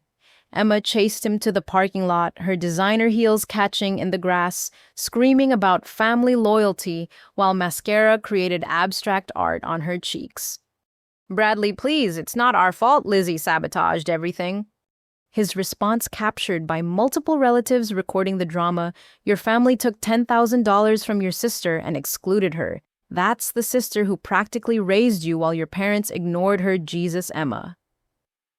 I thought my family was dysfunctional. The pregnancy announcement she'd planned became a parking lot shriek. "I'm carrying your child! You can't leave!" "I'm not leaving you. I'm leaving this disaster. There's a difference. We'll talk at home about your family's ethics and what that means for our future." He drove off, leaving Emma collapsed on the asphalt, her $2,000 dress, ruined her grand moment, reduced to parking lot theater for gathering relatives. Inside, my parents attempted damage control with increasingly desperate measures. Mom approached relatives individually, spinning tales of my mental breakdown, my vindictive nature, my jealousy of their happiness, but the math wasn't adding up for anyone. Aunt Patricia, previously their strongest ally, confronted them publicly. "Carol, you told me Lizzie chose not to attend. Now I learn she paid for everything. Explain that logic."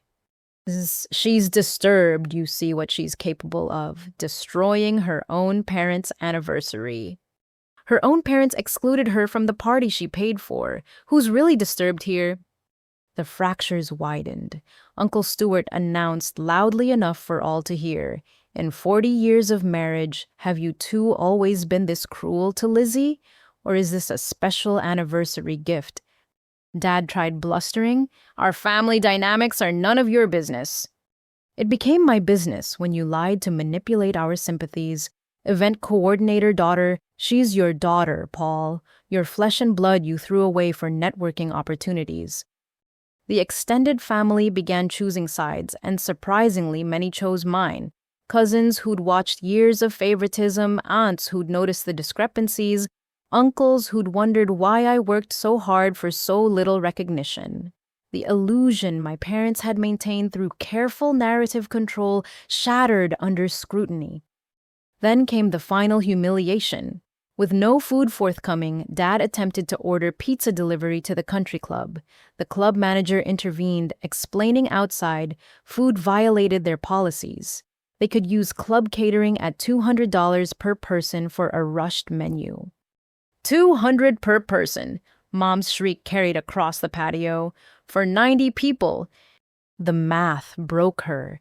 $18,000 for substandard food at a ruined party where half the guests were already leaving. She sat down hard on a plastic chair, her beaded dress catching sunlight like tears. Emma, grass-stained and hysterical, turned her fury on gathered relatives.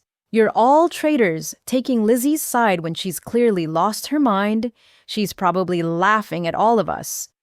Sarah texted, "Actually, several people are saying Lizzie showed remarkable restraint." Aunt Diane just said, "If her children did this to her, she'd have done worse than cancel. She'd have shown up to explain exactly why." The investor group departed within 20 minutes, their expensive cars forming a funeral procession for Dad's consulting dreams. Mr. Davidson's parting words to my father, "I came expecting professional excellence. Instead, I see a man who exploits his daughter and lies about it. That tells me everything about your business ethics. Don't contact our firm again." By 5 p.m., the intimate family celebration had devolved into scattered groups of confused relatives, some attempting awkward solidarity with my parents, others openly criticizing their behavior. The country club staff watched with barely concealed fascination as my family's dirty laundry aired across their pristine grounds. The group chat documented the collapse in real time. "Just leaving. Most uncomfortable event ever. Poor Lizzie. No wonder she stays away. Carol's in the bathroom crying, Paul's at the bar running up a tab. Emma's husband left her here. Anyone willing to drive her home? This is what happens when you mistake a daughter for a servant. The final insult came when the country club presented the bill for the venue rental and incidentals. Despite no party occurring, they'd held the space, set up basic seating, and provided bathroom facilities. The $1,000 charge might as well have been $1 million, given my parents' apparent finances. Dad's credit card declined, then Mom's. Emma, still grass-stained and tear-streaked, had to cover it on Bradley's card while cursing my name loud enough for the remaining guests to hear. The same guests who'd now heard the full story of my exclusion and contributions. Sarah's last update came at 6:30. Venue's empty except for your parents sitting in their car. Your mom's still in her party dress, staring at nothing. Your dad's on the phone probably, with lawyers who won't take his calls once they hear the facts. Emma got an Uber. This is the most thorough destruction I've ever witnessed. And you didn't even have to be here for it. That was the point. My absence spoke louder than any dramatic confrontation. I wasn't there to blame, to scream at, to manipulate into forgiveness. I was simply gone like the tent, the food, the flowers, the money they'd assumed would always flow their direction. As my shift ended and I drove home to my peaceful apartment, I knew relatives across 3 states were discussing the day's events. The story would grow in telling, become family legend, the anniversary party that wasn't the daughter who finally said enough, the consequences of taking love for granted. But I wouldn't be there for those conversations either. I had my own life to build, one funded by self-respect instead of false hope, supported by chosen family instead of blood relations who saw me as a resource. My phone, still powered off, held no temptation. Whatever messages waited, whatever guilt trips or threats or pleas for reconciliation, they could wait forever. I'd paid $10,500 for this silence, and I intended to savor every peaceful moment of it. The aftermath rippled through my extended family like shock waves, reaching people I hadn't heard from in years. By Sunday evening, my new Google Voice number, which I'd shared only with work, and Sarah began receiving messages from relatives who'd pieced together my contact information through various channels.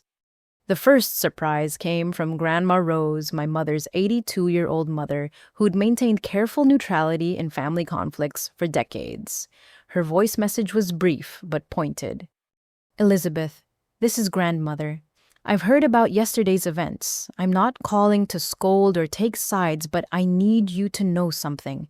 I've watched your parents' treatment of you for 34 years, held my tongue to keep peace. That was wrong of me. Your grandfather would be ashamed of how his daughter treats her own child. I'd like to see you away from them if you're willing. I listened to the message 3 times, hardly believing Grandma Rose had finally acknowledged what she'd witnessed. Her call opened a floodgate. Cousin James, who'd driven from Ohio for the party, sent a lengthy email. Lizzie, I'm sitting in my hotel room processing what I witnessed yesterday. I need to apologize. For years, I bought into your parents' narrative about you being difficult and Emma being the easy one. Seeing them scramble to explain why their event coordinator daughter wasn't at her own production opened my eyes. The way they talked about you like you were hired help who'd gone rogue was disgusting. My wife pointed out, we've never actually seen you be difficult, just tired. There's a difference. If you're ever in Cincinnati, you have family here who'd love to know the real you, not the version your parents created. Aunt Diane called directly, her fury barely contained. Lizzie, I just got off the phone with your mother and I'm done pretending this is normal. She actually tried to convince me you're having a psychotic break.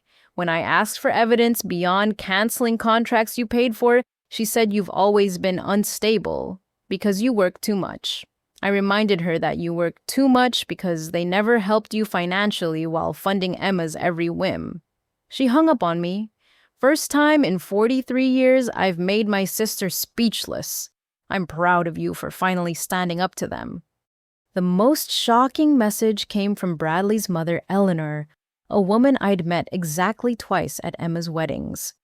Elizabeth, this is Eleanor Hastings. My son filled me in on yesterday's fiasco and I'm appalled. Not at you, dear, at your family's treatment of you. Bradley is reconsidering his relationship with Emma not because of what you did, but because of what it revealed about her character. A woman who watches her sister be exploited and says nothing is not who I want raising my grandchild. I thought you should know you have an unlikely ally in me. Your restraint was admirable. I would have burned much more than metaphorical bridges. The allies kept emerging. Colleagues who'd only known pieces of my family dynamic reached out after Jennifer shared with my permission why I'd been taking so many extra shifts. Dr. Martinez, usually strictly professional, stopped by my station Monday morning. Johnson told me about your weekend. The scholarship fund is brilliant, turning personal pain into future possibilities. I'd like to contribute if you'll allow it. And Lizzie, I've seen you advocate fiercely for patients who can't advocate for themselves. It's good to see you finally advocate for yourself. The nursing staff organized a collection without my knowledge. By Tuesday, they'd raised an additional $3,000 for the scholarship fund with a card signed for Lizzie, who saves hearts professionally and finally saved her own. But the most unexpected ally revealed himself Thursday evening. A knock at my apartment door revealed Marcus, my ex-boyfriend, looking genuinely distressed. Before you close the door, I'm not here to reconcile. I'm here to apologize and share information you need. Against my better judgment, I let him in. He sat nervously on the same couch where Emma had dismissed my planning efforts just days ago. I know what they did to you, all of it. Bradley told me everything. I need you to know I had no idea I was invited to that party until Bradley mentioned it casually last week. When I realized they'd excluded you while inviting me, your cheating ex, I was disgusted. I told Bradley I wouldn't attend under any circumstances. Yet you went into business with him. That's what I need to tell you. I'm dissolving the partnership, not because of you, but because this situation showed me who these people really are. Bradley spent an hour complaining about the embarrassment, never once mentioning how wrong it was to take your money. Emma called you a psycho who ruined her pregnancy announcement. Your father approached me at a business lunch asking if I'd testify to your instability if they pursue legal action. He what? He's trying to build a case that you're mentally incompetent, that the vendor contracts should be void because you're not capable of making sound decisions. He offered me a percentage of whatever they recover if I support their claim. My hands clenched, but I maintained composure. What did you tell him? That he's the one who sounds mentally incompetent if he thinks any court would side with parents who took $10,000 from their excluded daughter. Then I told him our business lunch was over and that I'd be informing Bradley about his father-in-law's attempted witness tampering. Why would you do that? Marcus looked genuinely ashamed, because I realize now that I blamed you for being unavailable when the truth was you were drowning, trying to earn love from people who only saw your utility. I cheated because I was selfish and weak, not because you worked too much. Watching your family's entitlement helped me understand how much you were carrying. This is the least I can do. He left after providing recorded evidence of my father's bribery attempt useful if legal threats materialized. I sat in my quiet apartment surrounded by unexpected support from people who'd finally seen through my family's carefully crafted facades. Sarah called with one final update. The family group chat imploded. Aunt Patricia left after calling your parents master manipulators. Uncle Stuart blocked them both. Grandma Rose sent a message saying she's ashamed to have raised a daughter who treats her own child like an employee. The anniversary party destroyed more than their celebration. It destroyed their reputation. How are they spinning it? They can't. Too many witnesses, too much evidence. Emma tried posting on social media about being betrayed by family, but comments flooded in from relatives correcting the narrative. She deleted everything. Your mom's telling her book club you had a breakdown, but Margaret's husband golfs with one of their husbands. The real story's spreading. The irony wasn't lost on me. In trying to exclude me from their circle, they'd created a situation where everyone saw exactly who they were. My absence had become the most powerful presence at their anniversary, a $10,500 ghost, haunting every excuse they attempted. By Friday, the Elizabeth Foundation had enough funding for 3 full scholarships. The hospital PR department wanted to feature the story in their monthly newsletter, though I requested they focus on the recipients, not the origin. My pain had transformed into possibility for strangers who needed what I'd never had support for their dreams. As I prepared for bed that night, my new phone showed messages from 17 family members offering support, 3 colleagues volunteering to help screen scholarship applications, and 1 grandmother asking to have lunch next week. My family had shrunk to 0, but expanded to include people who saw my worth beyond my utility. $10,500 had been a small price for this revelation. I'd spent far more over the years in emotional currency, bleeding myself dry for people who only noticed when the flow stopped. Now surrounded by unexpected allies and freed from toxic obligations, I could finally invest in relationships that offered returns beyond disappointment. The anniversary party that wasn't had become something more valuable, a truth-revealing ceremony that separated real family from blood relatives who shared only DNA and dysfunction. As I drifted toward sleep, I felt lighter than I had in 34 years. Tomorrow, I'd continue building a life where love wasn't transactional and family wasn't defined by shared manipulation. My parents could keep their narrative about my instability. I had scholarship applications to review and a grandmother to meet for lunch. The rest was just noise from a past I'd paid good money to leave behind. Monday morning arrived with the kind of pristine November weather that made everything feel possible. The hospital PR department had worked through the weekend to prepare the announcement, and at 10 a.m. Riverside Medical's social media channels and website would feature the Elizabeth Foundation for Future Healers. I'd written and rewritten my statement a dozen times, finally settling on simple truth. The Elizabeth Foundation aims to support nursing students who face financial hardship while pursuing their calling to heal. As someone who worked multiple jobs through nursing school, I understand the burden of choosing between education and survival. This scholarship ensures talented future nurses can focus on their studies rather than their bank accounts. 2 full scholarships will be awarded annually, covering tuition, books, and basic living expenses. No mention of family betrayal, anniversary parties, or excluded daughters. The pain behind the purpose remained private, transformed into something constructive. Margaret Chen from PR had suggested adding personal details for emotional impact, but I declined. The scholarship recipients deserved focus on their dreams, not my drama. At 9:45, my phone buzzed with an unknown local number. I almost didn't answer, but something made me pick up. Ms. Lizzie, this is Maria Santos. I work in environmental services at Riverside Medical. I recognized the name vaguely, one of the housekeeping staff who kept our unit spotless despite thankless hours and minimal pay. Hi, Maria. How can I help you? I saw the announcement preview on the staff bulletin board. About your nursing scholarship, my daughter Sophia, she wants to be a nurse like you. She's been accepted to the program, but we couldn't figure out the money. She was going to delay another year, work more shifts at the restaurant. Her voice caught with emotion. This scholarship, it changes everything. I wanted to thank you before the announcement. Sophia admires you, sees how you treat everyone with respect from doctors to housekeeping. She says you're the kind of nurse she wants to be.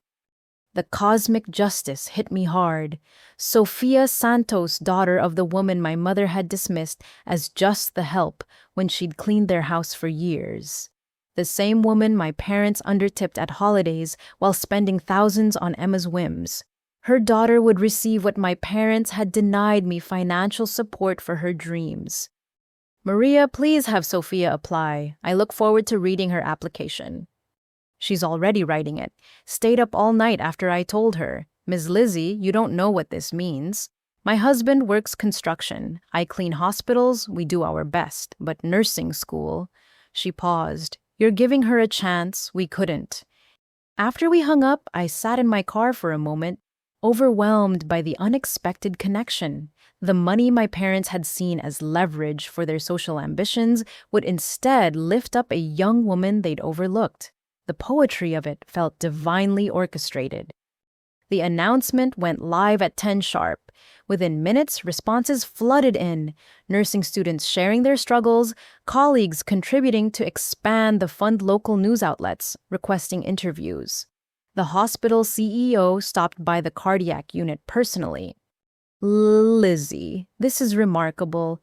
We've had donors calling all morning inspired by your initiative. Johnson Memorial wants to match your initial investment. The City Nursing Association is discussing making this a region-wide program. The scholarship was taking on a life beyond my initial vision. By noon enough, money had been pledged to fund 5 full scholarships. By 2 p.m., a local foundation specializing in healthcare education offered to manage the fund, professionally ensuring its longevity beyond my involvement. Then came the unexpected complications. At 3:15, the hospital's legal department called.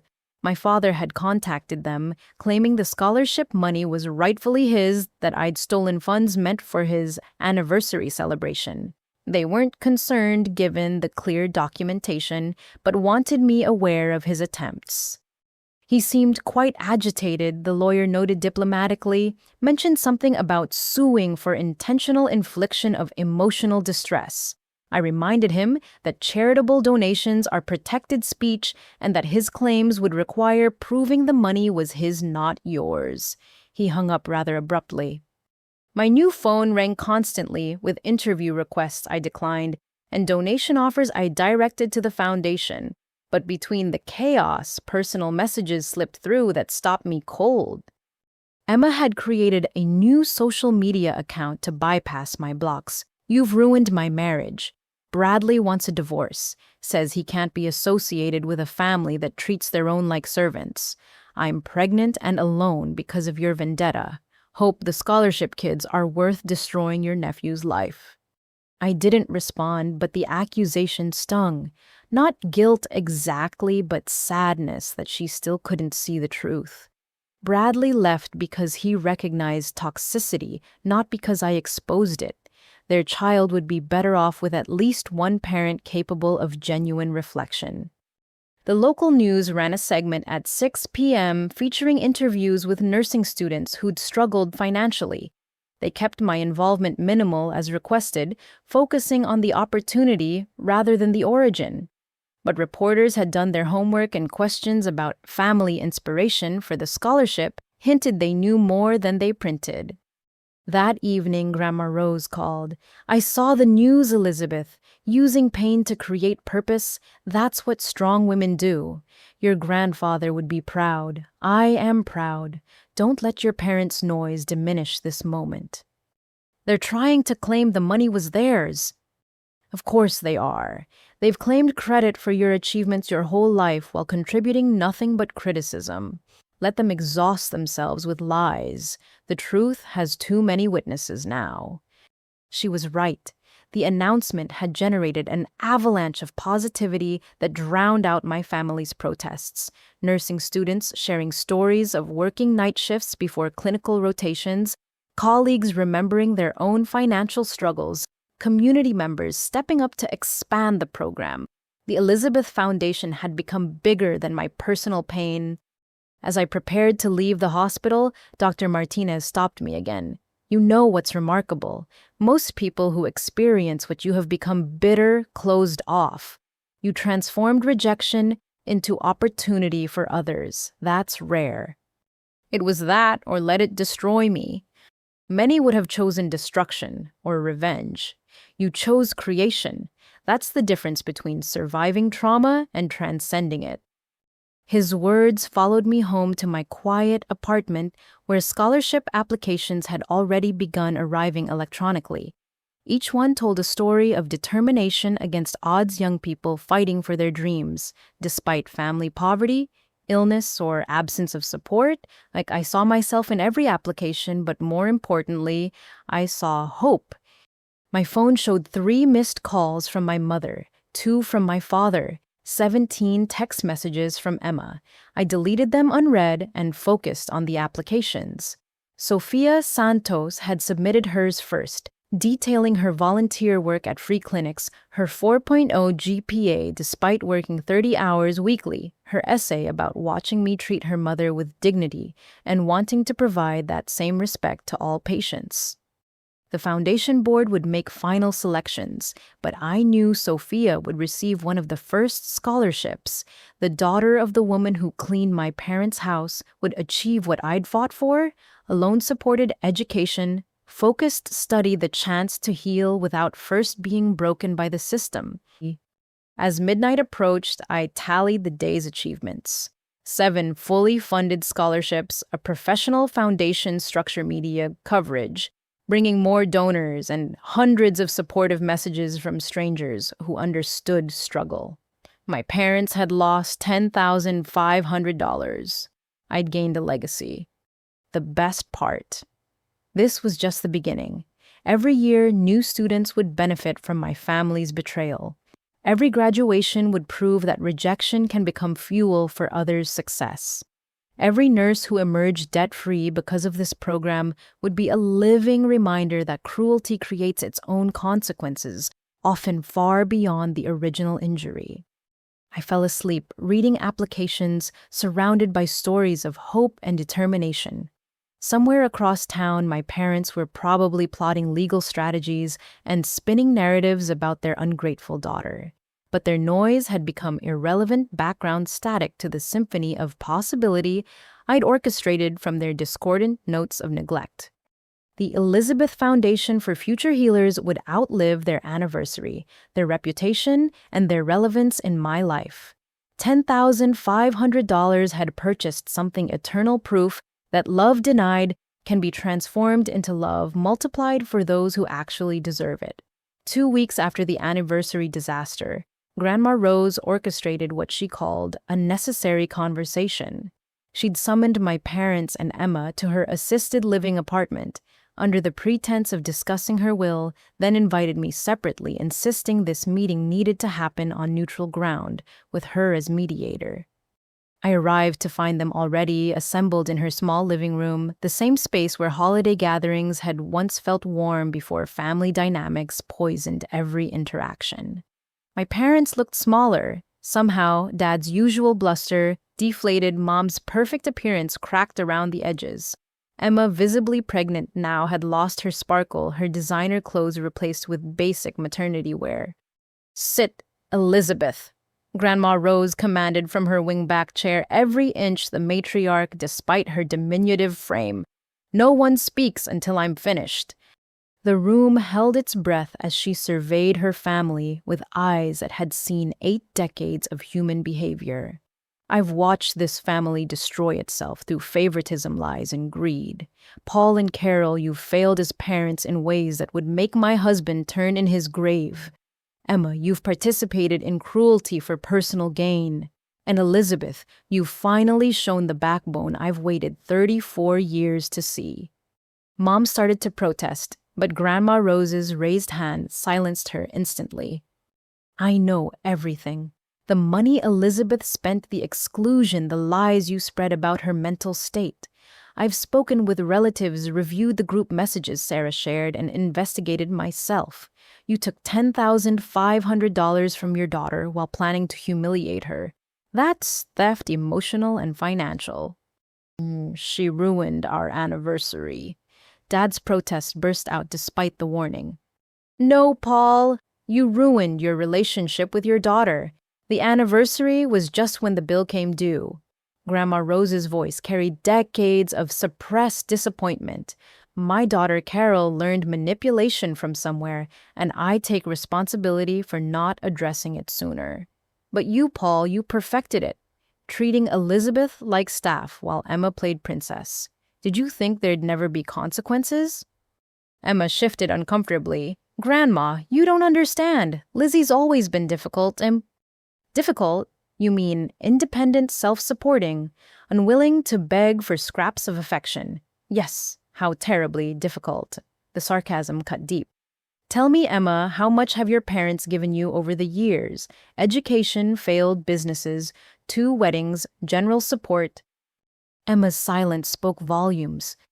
My estimate is around $300,000, Grandma Rose continued, while Elizabeth worked 3 jobs through school, lived on ramen, and still tried to buy your love with every achievement. One child drowning the other floating on a yacht, and you wonder why the drowning one finally stopped swimming toward you. That's not fair, Mom whispered. We love them both. Love is a verb, Carol. It requires action, not just words. What action showed Elizabeth love name one that didn't benefit you more than her? The silence stretched until it became its own answer. I spoke for the first time. I didn't come here for apologies or reconciliation. Grandma Rose asked, so I came. But I need you to understand something. I'm not broken by your treatment anymore. The scholarship fund has shown me what family really means, people supporting each other's dreams without conditions. That's what I'm building now. You stole from us, Dad attempted weakly. No, I declined to continue funding people who excluded me. There's a difference between theft and boundary setting.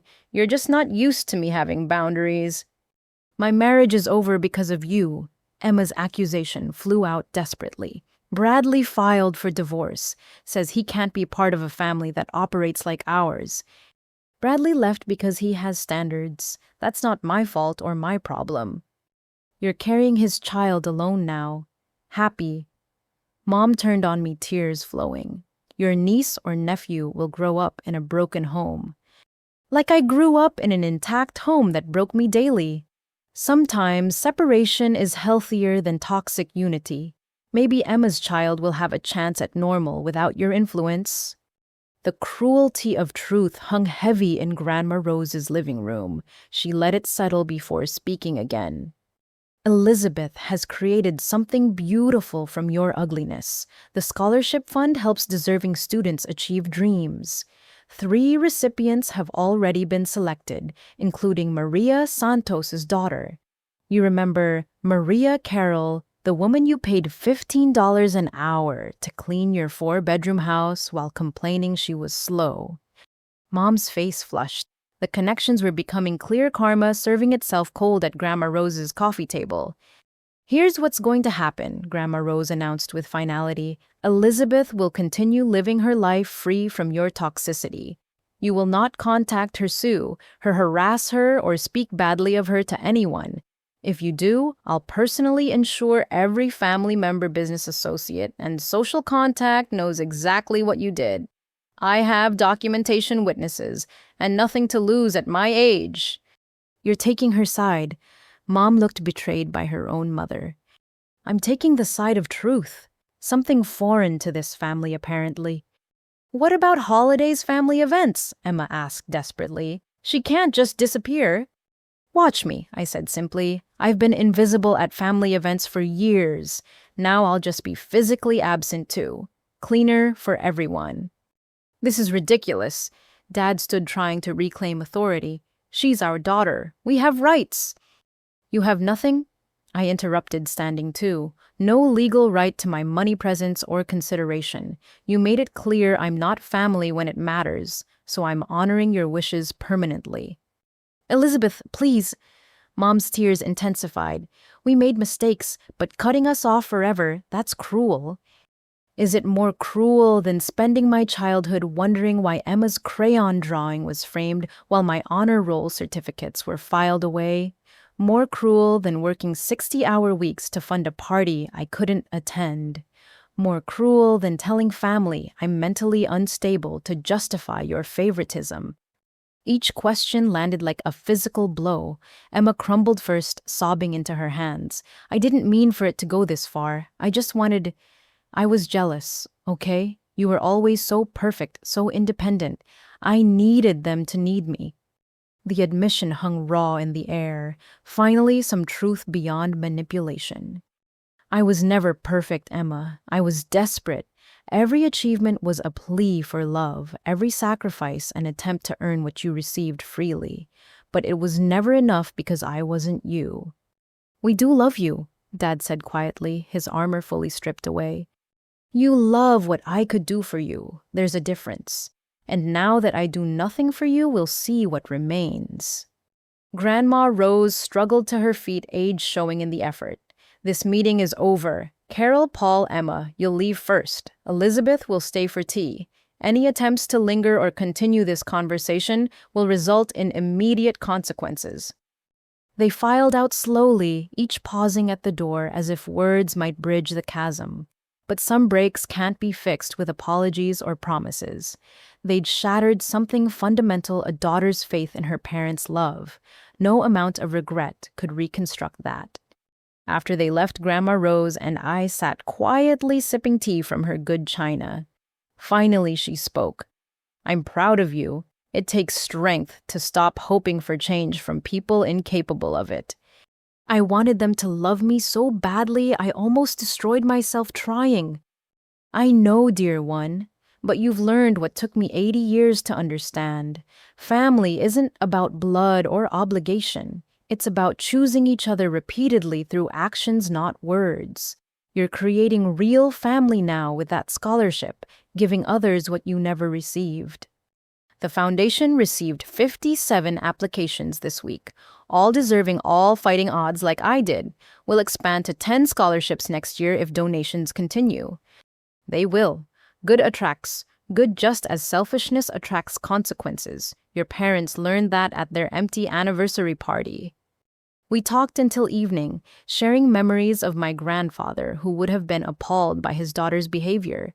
Grandma Rose gave me photos I'd never seen, pictures of her and Grandpa at their anniversary parties, surrounded by genuine love, not networking opportunities. "Take these," she insisted. "Remember that real love exists even if you didn't receive it from those who owed it most." I left with photos and a lighter heart.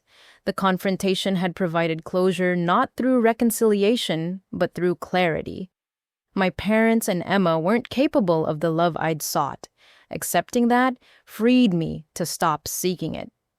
The scholarship recipients deserved my energy now. Young people with dreams but no support, fighting systems designed to exclude them. I couldn't change my past, but I could ensure others had different futures. As I drove home, my phone stayed silent. No guilt trips, manipulative texts, or false apologies. Just blessed quiet and the knowledge that somewhere Maria Santos was telling her daughter Sofia that college was possible, dreams were achievable, and sometimes strangers cared more than family. That was worth more than 40 anniversary parties or a lifetime of conditional love. $10,500 had been a small price for this freedom. I'd have paid 10 times that to discover my worth wasn't determined by people incapable of seeing it. 3 months after the anniversary collapse, I received an unexpected call from Eleanor Hastings Bradley's mother. She'd been designated as an intermediary, carrying a proposal from my family who'd apparently spent weeks in therapy crafting their approach. "Elizabeth, I want to be clear that I'm not advocating for them," Eleanor began carefully, "but Bradley and Emma's divorce proceedings would benefit from some family stability, and your parents claim they've had genuine revelations. They're requesting a meeting with specific parameters." I listened from my new apartment, a bright 2-bedroom I'd been able to afford once I stopped funding others' lives. The second bedroom served as an office for the Scholarship Foundation, now managing 15 full rides for nursing students. Life had expanded in my family's absence. "What kind of parameters?" "They've proposed meeting with a professional mediator present. They claim they've been attending family therapy and want to present what they've learned. Emma's been in individual counseling since Bradley left. Your grandmother would be present as a witness." The old me would have leapt at any chance for reconciliation. This version of me felt only mild curiosity. When and where? "Neutral location, the therapist's office. Saturday at 2 if you're willing. You can leave anytime, no questions asked." I agreed more from interest in observing their growth than hope for relationship repair. Some experiments deserve witnessing even when you know the likely outcome. Saturday arrived gray and fitting. The therapist's office occupied a converted Victorian house, all soft colors and careful neutrality. Dr. Patricia Williams introduced herself as a specialist in family estrangement and financial abuse dynamics. My parents and Emma were already seated looking uncomfortable on the beige couch. Grandma Rose occupied an armchair, her presence both comfort and accountability. Elizabeth, thank you for coming, Dr. Williams began. Your family has been working to understand the patterns that led to the estrangement. They've prepared some statements, but first, what would you need to even consider rebuilding any form of relationship? I'd thought about this extensively. Complete honesty about the past, no minimizing or reframing. Acknowledgement of the financial disparity between how they treated me versus Emma. Understanding that any future relationship would have strict boundaries. And absolutely no requests for money favors or free nursing advice. Those seem like reasonable starting points. Paul, would you like to begin? My father looked older, grayer, his commanding presence diminished. Lizzie, we've been reviewing our family finances with the therapist. The numbers are shameful. Over 30 years, we gave Emma approximately $400,000 in support, education, failed businesses, and weddings. We gave you nothing while you worked yourself sick. That disparity wasn't accidental or unconscious. We chose it. The admission hit harder than expected. Finally, truth without qualification. Mom continued, hands twisting. I convinced myself you were stronger, that you didn't need us like Emma did. But Dr. Williams helped me see I was punishing you for being capable while rewarding Emma for helplessness. I created the very dynamics I claimed to respond to. You became independent because we forced you to be, then we resented that independence. Emma spoke last her pregnancy showing prominently. I knew. Every time they paid my rent while you worked 3 jobs, I knew it was wrong. But I liked being the favorite. I felt special. I see now that specialness came at your expense. When Bradley left, he said I'd participated in financial and emotional abuse of my only sister. He was right. They'd clearly done work. The vocabulary alone showed therapeutic influence. But knowing the truth and changing patterns were different things. What are you proposing? I asked directly. Dr. Williams intervened. They've developed a plan, but I want to be clear that you're under no obligation to accept or even consider it. Your well-being comes first. We want to start over, Dad said quickly. Not erase the past, but build something new. We know trust is gone. We're willing to earn it slowly. How? Family therapy, all of us, if you're willing. Individual therapy continuing for each of us. Complete transparency about any family decisions. No more favorites, no more exclusion. And he struggled with this part. We've set up a trust fund, $50,000, not to buy your forgiveness, but to begin addressing the financial inequality. It's yours, regardless of what you decide about us. $50,000. A fraction of what they'd given Emma over the years, but significant from people who'd claimed poverty while planning an elaborate party. Where did this money come from? We sold the boat, Mom admitted. The one we bought last year while telling you we couldn't help with your student loans. And we liquidated some investments we'd hidden from you, but not Emma. More truth. More painful admissions. The therapy was working, at least superficially. I have conditions, I said firmly. First, the money goes directly to the scholarship fund, not to me. Second, any relationship rebuilding happens slowly, starting with monthly therapeutic sessions. Third, you publicly acknowledge what happened at the anniversary party to anyone who asks. No more spinning narratives about my mental health. Fourth, Emma gets no financial support beyond basic pregnancy needs. She experiences independence like I did. Fifth, I control all contact. You don't call, text, or visit unless invited. Sixth, any manipulation, guilt trips, or boundary violations end everything permanently. They exchanged glances, clearly having expected negotiation, but I wasn't negotiating. These were requirements, not suggestions. All of that seems fair, Dr. Williams noted, though I'd add that healing happens at different paces for everyone. Elizabeth, you may find your feelings change over time, becoming more or less open to connection. That's normal and should be honored. Emma struggled with her condition most. No financial support, but I'm pregnant and alone. You're 31 years old with 2 degrees they paid for. I was working full-time at 18. You'll survive. That's harsh. Mom started, then caught herself. No, you're right. Emma needs to learn self-sufficiency. We crippled her with help while abandoning you. Both were forms of harm. The session continued for 2 hours, establishing frameworks for potential reconciliation. Dr. Williams proved skilled at keeping focus on actions over words, patterns over promises. By the end, we'd scheduled a follow-up session for the next month, though I made no commitments beyond that. As we prepared to leave, Grandma Rose pulled me aside. You did well. Firm but not cruel. Open but not foolish. Your grandfather would be proud. I don't know if I can actually forgive them, Grandma. Forgiveness isn't required for functional relationships. Sometimes respect for boundaries and mutual benefit are enough. See if they can maintain these changes for 6 months. People reveal themselves through consistency, not grand gestures. The $50,000 donation to the scholarship fund was processed the following week, publicly announced as a family contribution to nursing education. I let them have that narrative, understanding they needed some positive framing to begin rebuilding their shattered reputation. Our monthly sessions became a strange ritual. Sometimes progress seemed real, like when Mom admitted she'd been jealous of my independence, seeing it as rejection of her values. Other times, old patterns emerged, like Dad suggesting I could consult on his new business venture before catching himself. Emma struggled most pregnancy, making her vulnerable in ways she'd never experienced.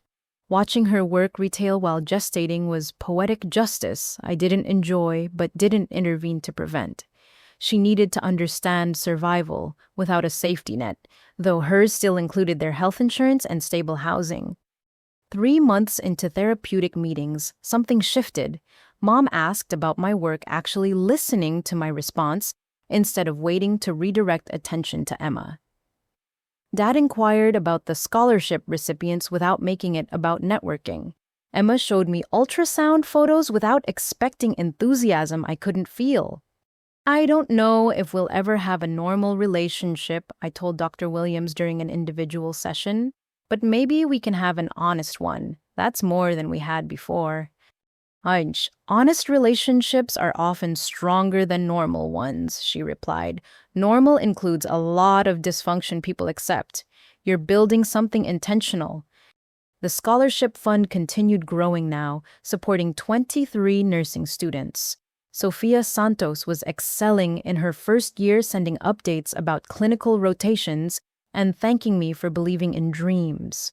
Other recipients shared similar stories, young people rising despite circumstances because someone decided their potential mattered more than their problems.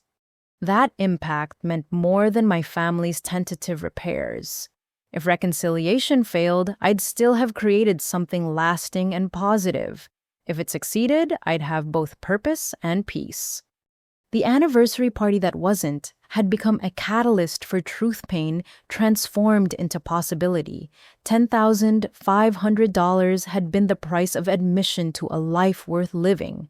Every month, as another scholarship changed another future, that investment multiplied into something my family never understood: unconditional support for deserving strangers who reminded me that love shouldn't require suffering to earn. Whatever happened with my family, I'd already won by discovering I could create the acceptance I'd never received. That knowledge made their efforts at change interesting rather than essential. I'd survived without them and thrived in their absence. Now they had to prove they deserved presence in a life that no longer needed their approval. The terms of reconciliation were really terms of their probation. Time would tell if they could meet them. 1 year after the anniversary party that never was, I stood at a podium in Riverside Medical's auditorium, addressing an audience that represented everything I'd built from the ashes of family betrayal. 23 scholarship recipients sat in the front rows, wearing their nursing school pins with pride. Behind them, donors, hospital staff, and community supporters filled every seat. The Elizabeth Foundation's first year exceeded every dream. I began steady voice carrying across the room. From a personal crisis came a communal solution. These students represent not just individual success, but collective investment in healthcare's future. Each of them will graduate debt-free, able to focus on healing others, rather than financial survival. The applause was warm, genuine, lacking the performative quality of family gatherings I'd once attended. Sofia Santos sat front and center, her academic excellence earning her special recognition. Her mother Maria stood at the side tiers, flowing freely as her daughter's dreams materialized. In the 6th row, almost hidden among other attendees, my family sat together. They'd earned their invitation through 11 months of consistent therapy, respected boundaries, and genuine change. Not perfect change, but real effort that Dr. Williams validated in our sessions. Dad had stopped seeing me as an investment opportunity. Mom asked about my life with curiosity rather than judgment. Emma, now a single mother working as a medical receptionist, understood struggle in ways privilege had previously prevented. Bradley attended separately, having donated significantly to the foundation while co-parenting successfully with Emma. Their son, born healthy, despite the chaos surrounding his conception, would grow up with divorced but functional parents rather than married, but toxic ones. Progress took many forms. After the ceremony, recipients shared their stories. James Chen, whose parents worked 3 jobs between them, spoke about studying without the constant anxiety of bills. Jennifer Martinez, first in her family to attend college, described choosing pediatrics because sick children deserved nurses who weren't exhausted from second jobs. Each story reinforced the foundation's purpose, removing financial barriers to compassionate healthcare. Ms. Lizzie. Sofia Santos approached during the reception, her mother beside her. I wanted you to know I've been accepted into the cardiac specialty program for next year. I want to work in your unit eventually if you'll have me. You've earned your place wherever you choose to work, but I'd be honored to mentor you. Maria Santos hugged me tightly. You changed our lives, not just with money, but by seeing Sofia's potential when others saw only her circumstances. As the reception continued, my family approached cautiously. We'd established small talk capabilities in therapy, but public interaction remained tentative. Emma spoke first, her 15-month-old son balanced on her hip. The ceremony was beautiful. Those students really admire you. They admire the opportunity, not me. I just redirected funds from one purpose to another. Don't minimize it, Dad interjected, then caught himself. Sorry, I'm working on not telling you how to feel about things. Dr. Williams says that's a control pattern. The admission was progress. A year ago, he'd have insisted on defining my reality. Now he recognized the impulse and corrected it. Not perfect, but improving. Mom held out an envelope. We know gifts require prior approval now, but this isn't for you. It's our annual donation to the foundation. We want to sponsor a student each year if that's acceptable. Inside was a check for $25,000, enough for a full scholarship. The amount surprised me less than the genuine desire to contribute without strings or recognition requirements. They'd learned something about unconditional giving. I'll submit it to the board for approval. They make all decisions about major donations now. Of course. We're just grateful you're willing to speak with us at all. The humility was still new enough to startle. Emma had been right. During one therapy session, they'd believed their own mythology about being excellent parents to ungrateful children. Losing that delusion had destabilized their entire worldview, forcing reconstruction from ground up. The process was painful but necessary. Grandma Rose appeared moving slowly but determinedly through the crowd. At 93, she'd become the Foundation's oldest supporter and fiercest advocate. Elizabeth, dear, the news crew wants an interview about the Foundation's expansion. They specifically requested you, not the board. I'll speak with them if you join me. You're part of this story, too. Her eyes misted. I'd be honored. We gave the interview together, 3 generations of women discussing how pain could transform into purpose. Grandma Rose spoke eloquently about watching her granddaughter turn rejection into opportunity for others. I kept the focus on students and future plans. 50 scholarships within 5 years, expansion to cover practical nursing and paramedic programs, partnerships with other hospitals to create a regional support network. What motivated such a significant personal investment? The reporter asked, fishing for drama. Every nurse remembers the struggle of training. Long hours, expensive textbooks, choosing between gas money and groceries. I wanted to remove those barriers for deserving students. When we support healthcare workers, we support every patient they'll ever treat. No mention of anniversary parties or family betrayal. That story had been told through actions, not words. The reporter seemed disappointed by the lack of sensationalism, but couldn't argue with results. As evening approached, I found myself on the hospital's roof garden, a quiet space where staff decompressed after difficult shifts. The city sparkled below, full of people needing care from nurses who could now afford to provide it. The Foundation had taken on its own life independent of its painful origins. Can I join you? Emma asked hesitantly from the doorway. I nodded, and she sat carefully on the adjacent bench, her son asleep in his stroller. We'd never been alone together since therapy began, always buffered by parents or professionals. I need to say something without them around, she began quietly. I know sorry isn't enough. It'll never be enough. But I am sorrier than language can express. Not just for the party, but for 30 years of watching them hurt you while benefiting from it. I was weak and selfish and cruel. You deserved a sister who protected you, not one who participated in your pain. The words hung between us, heavy with truth. I studied her face, seeing exhaustion that came from single parenthood and full-time work burdens I'd carried for years, while she'd floated above consequences. I appreciate the apology. Whether we can build something new remains to be seen, but I'm willing to try slowly if you maintain the changes you're making. I'm trying. It's hard. Everything's hard now, but I guess that's the point, to understand what you went through.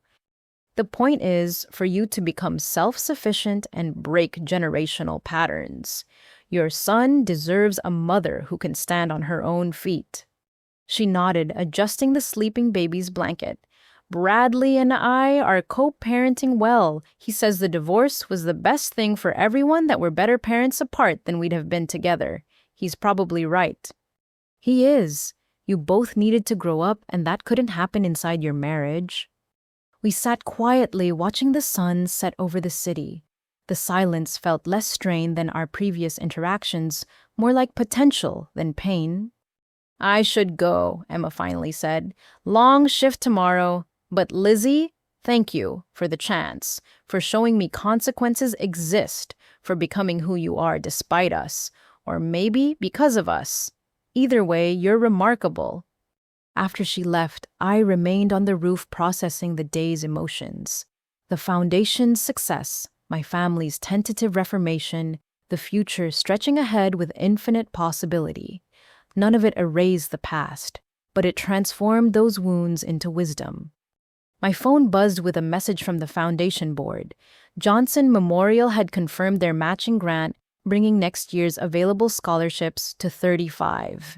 The news should have thrilled me, but I felt only quiet satisfaction. The numbers mattered less than the lives they'd change. Dr. Martinez found me there as darkness fell, hiding from your success party, reflecting on strange journeys. A year ago, I was broke from funding their anniversary party while being excluded from attending. Now I'm running a foundation that helps strangers achieve dreams my family never supported. Life has an odd sense of humor. Or justice. Sometimes the best revenge really is living well, though in your case, it's helping others live well too. He was right. The foundation had become something beyond revenge or recovery. It was creation from destruction, hope from heartbreak family, born from rejection by blood relatives. Every scholarship recipient became siblings in struggle, proving that chosen bonds could surpass inherited ones. As I headed home to my peaceful apartment, I passed the country club where my parents' anniversary party should have occurred. The grounds looked ordinary. No trace of the chaos that had unfolded there, but its emptiness had birthed fullness elsewhere. 23 nursing students studying tonight instead of working. Families able to eat dinner together because one member wasn't pulling double shifts. Patients who would receive care from nurses not exhausted by financial strain. My new life had structure and meaning foundation, board meetings, hospital shifts, therapy sessions, careful rebuilding with family who'd finally learned to see me. Not the life I'd imagined while planning their party, but infinitely better. I'd wanted their love and received their lesson instead that self-worth couldn't be earned from those incapable of recognizing it. $10,500 had seemed like everything then. Now it was just seed money for something magnificent. The Elizabeth Foundation would outlive us all, perpetually turning pain into possibility. My parents' anniversary had been forgotten by everyone, except those who'd learned from its failure.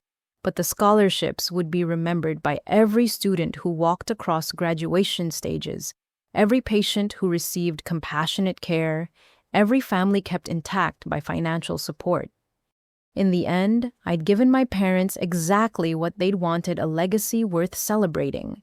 They just hadn't expected it to exclude them while including everyone else.